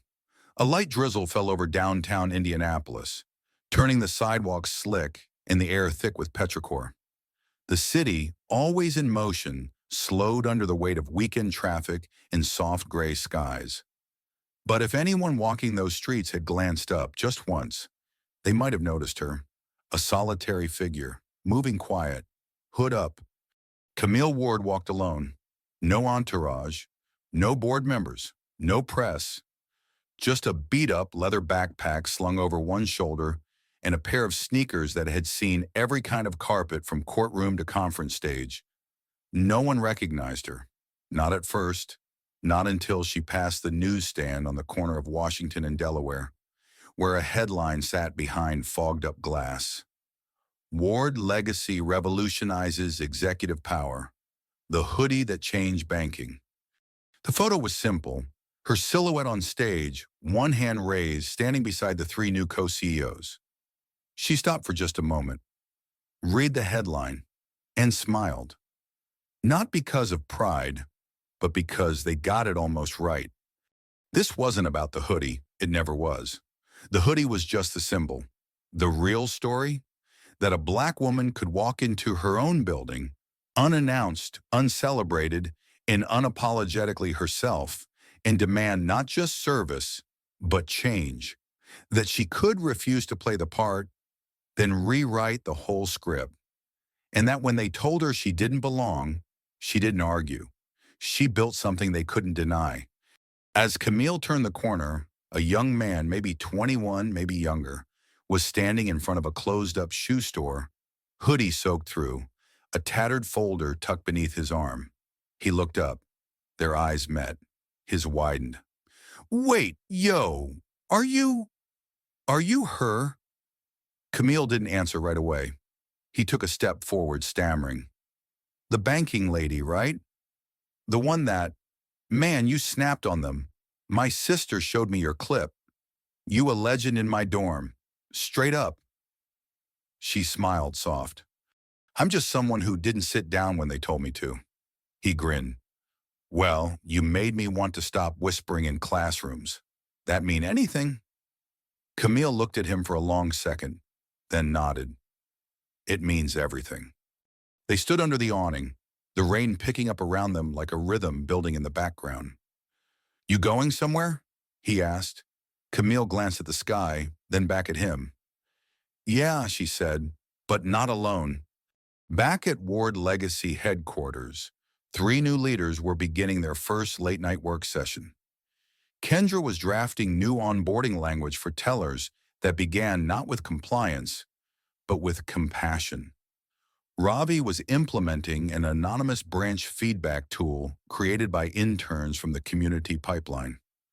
Isaiah was reviewing neighborhood investment requests from zip codes the company had once ignored. None of them were asking for permission. None of them needed Camille's blessing, because she'd already given them the one thing that couldn't be revoked, a seat. Meanwhile, Camille kept walking, through puddles, through memory, through streets that once made her feel invisible. And now they were watching, not to question her, but to follow her. From barbershops to blogs, from lunch counters to Senate hearing rooms. Her story had rippled out like quiet thunder. She hadn't just sparked a financial reckoning, she created a template, not for how to win power, but how to give it away without losing yourself. At the bus stop on 38th and College, Camille sat beside an elderly man humming to himself. He looked at her hoodie, then at the news playing on the screen across the street. "That you?" he asked. Camille shrugged.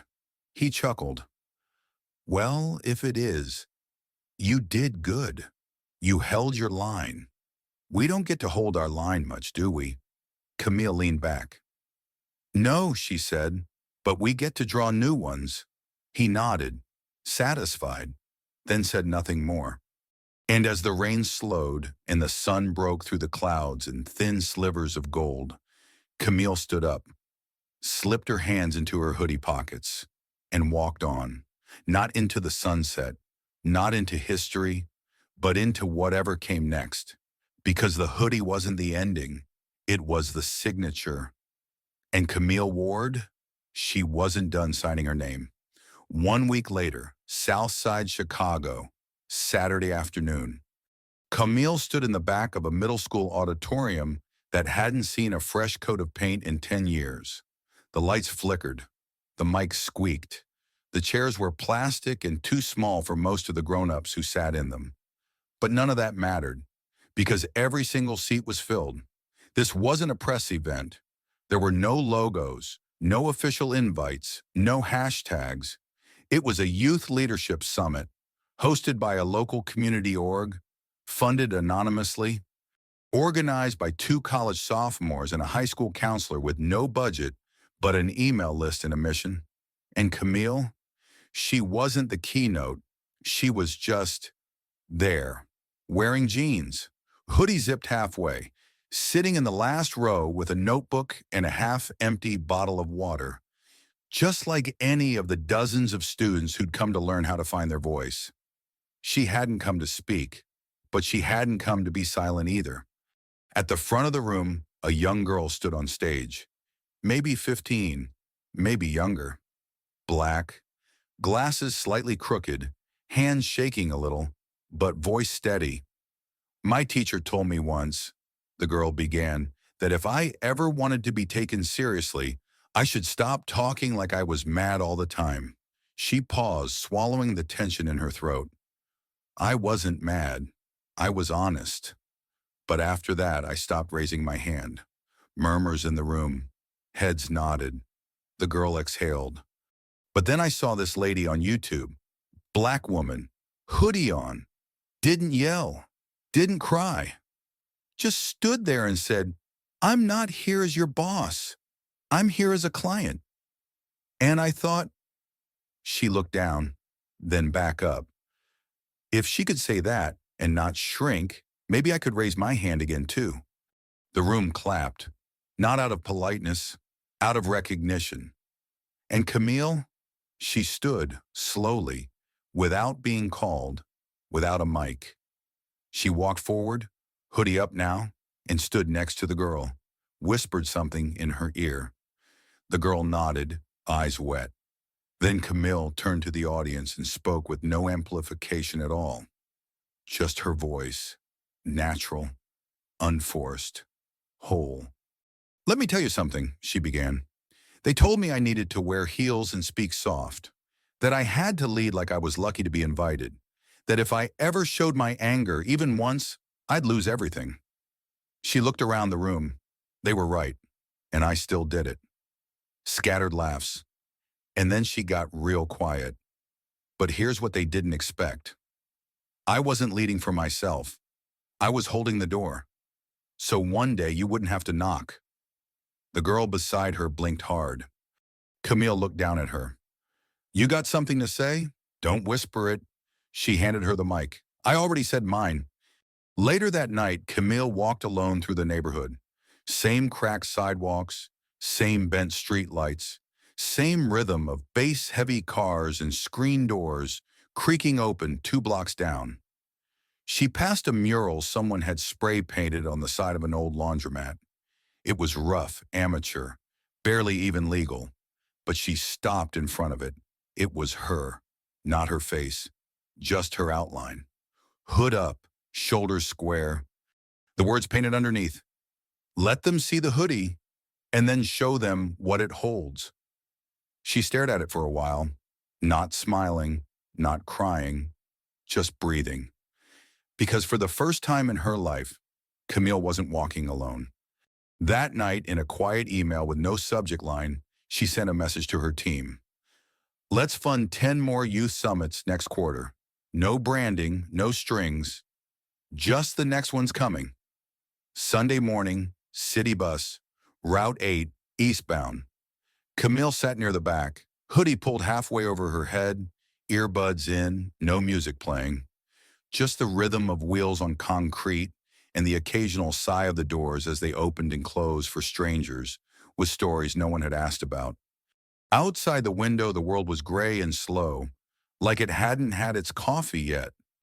Inside, Camille watched people board. Some nodded. Most didn't recognize her. She liked it that way. She'd spent a lifetime being seen in the wrong ways.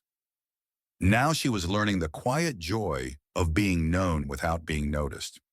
At the next stop, a boy stepped on. 15, maybe 16. Black. Skinny in the way poverty molds boys to fit tight spaces.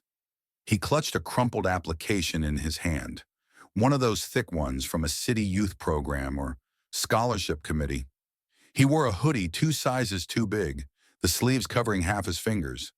He shuffled down the aisle, head low, sat 2 seats in front of Camille, didn't look at anyone, didn't breathe too loud, just sat, like the seat owed him nothing, and he was scared to take up even that.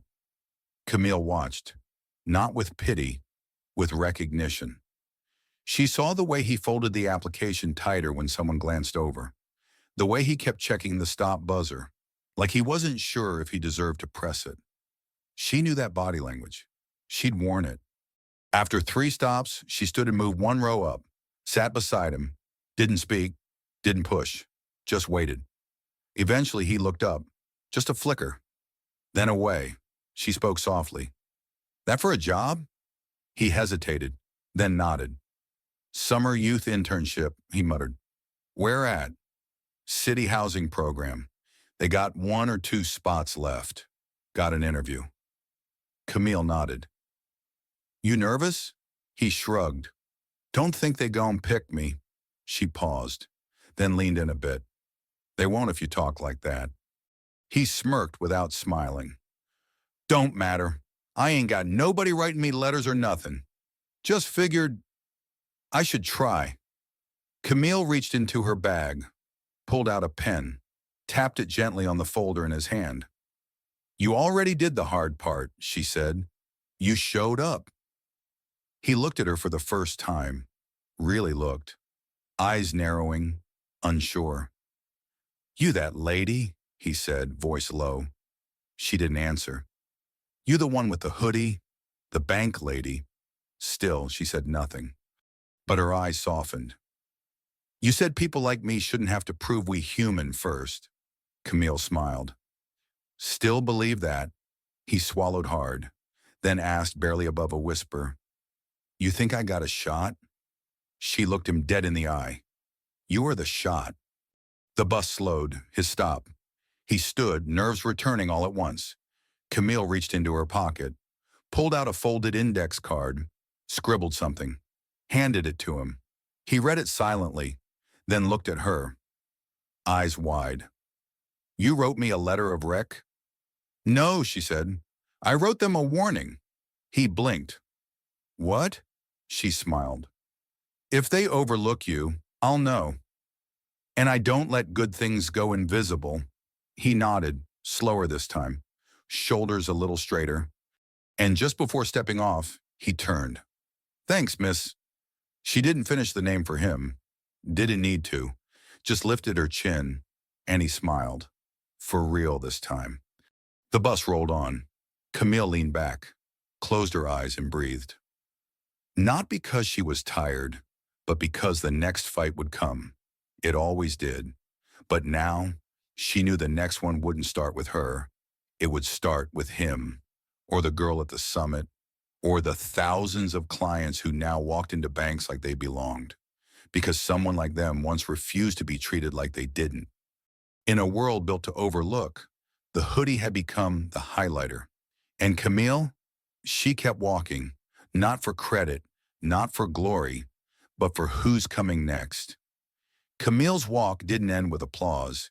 It continued in hallways, applications, and conversations that no one recorded, but everyone remembered. She didn't make noise to be heard. She made room, so no one else would have to shout just to be seen. Camille Ward didn't set out to start a movement. She didn't march. She didn't chant. She didn't demand to be seen. She simply walked into her own bank and waited. What happened next wasn't explosive. It wasn't even loud. It was quiet, almost procedural. But inside that silence was something more dangerous than protest. Truth. And truth, once it shows its face, doesn't go back into hiding. They tried to frame her as angry. She stayed calm. They tried to reduce her to overreacting. She pulled out the receipts. They tried to bury her under a system that rewards compliance over courage. And instead, she built a council-led company that now reflects the very people it once overlooked. Camille didn't just win a lawsuit. She didn't just beat back a smear campaign. She did something more radical. She redesigned the rules, then handed them over. Because real power doesn't cling. It calls forward. It creates room. It remembers who it's for. And that hoodie, the one they feared, the one they judged, dismissed, and labeled unprofessional, it became a uniform for resilience. For every kid told they need to dress up to be respected. For every woman who was talked over because her tone was too direct. For every client who got asked, "Are you sure this is your account?" Camille never needed a pedestal. She only needed a sidewalk. And she kept walking so you could run. So if this story made you feel something, if you saw a piece of yourself in Camille, if you're tired of being quiet when the room misjudges you, then don't just watch. Stand up, speak out, share this, subscribe to Silent Power Stories, drop a comment. What part hit you hardest? Turn on notifications so you never miss a new story. Share this video with someone who wears their truth quietly. And remember, your silence isn't weakness. Your walk isn't invisible. And your story, even in a hoodie, deserves to be told. You don't need to shout to shake the system. You just need to keep walking.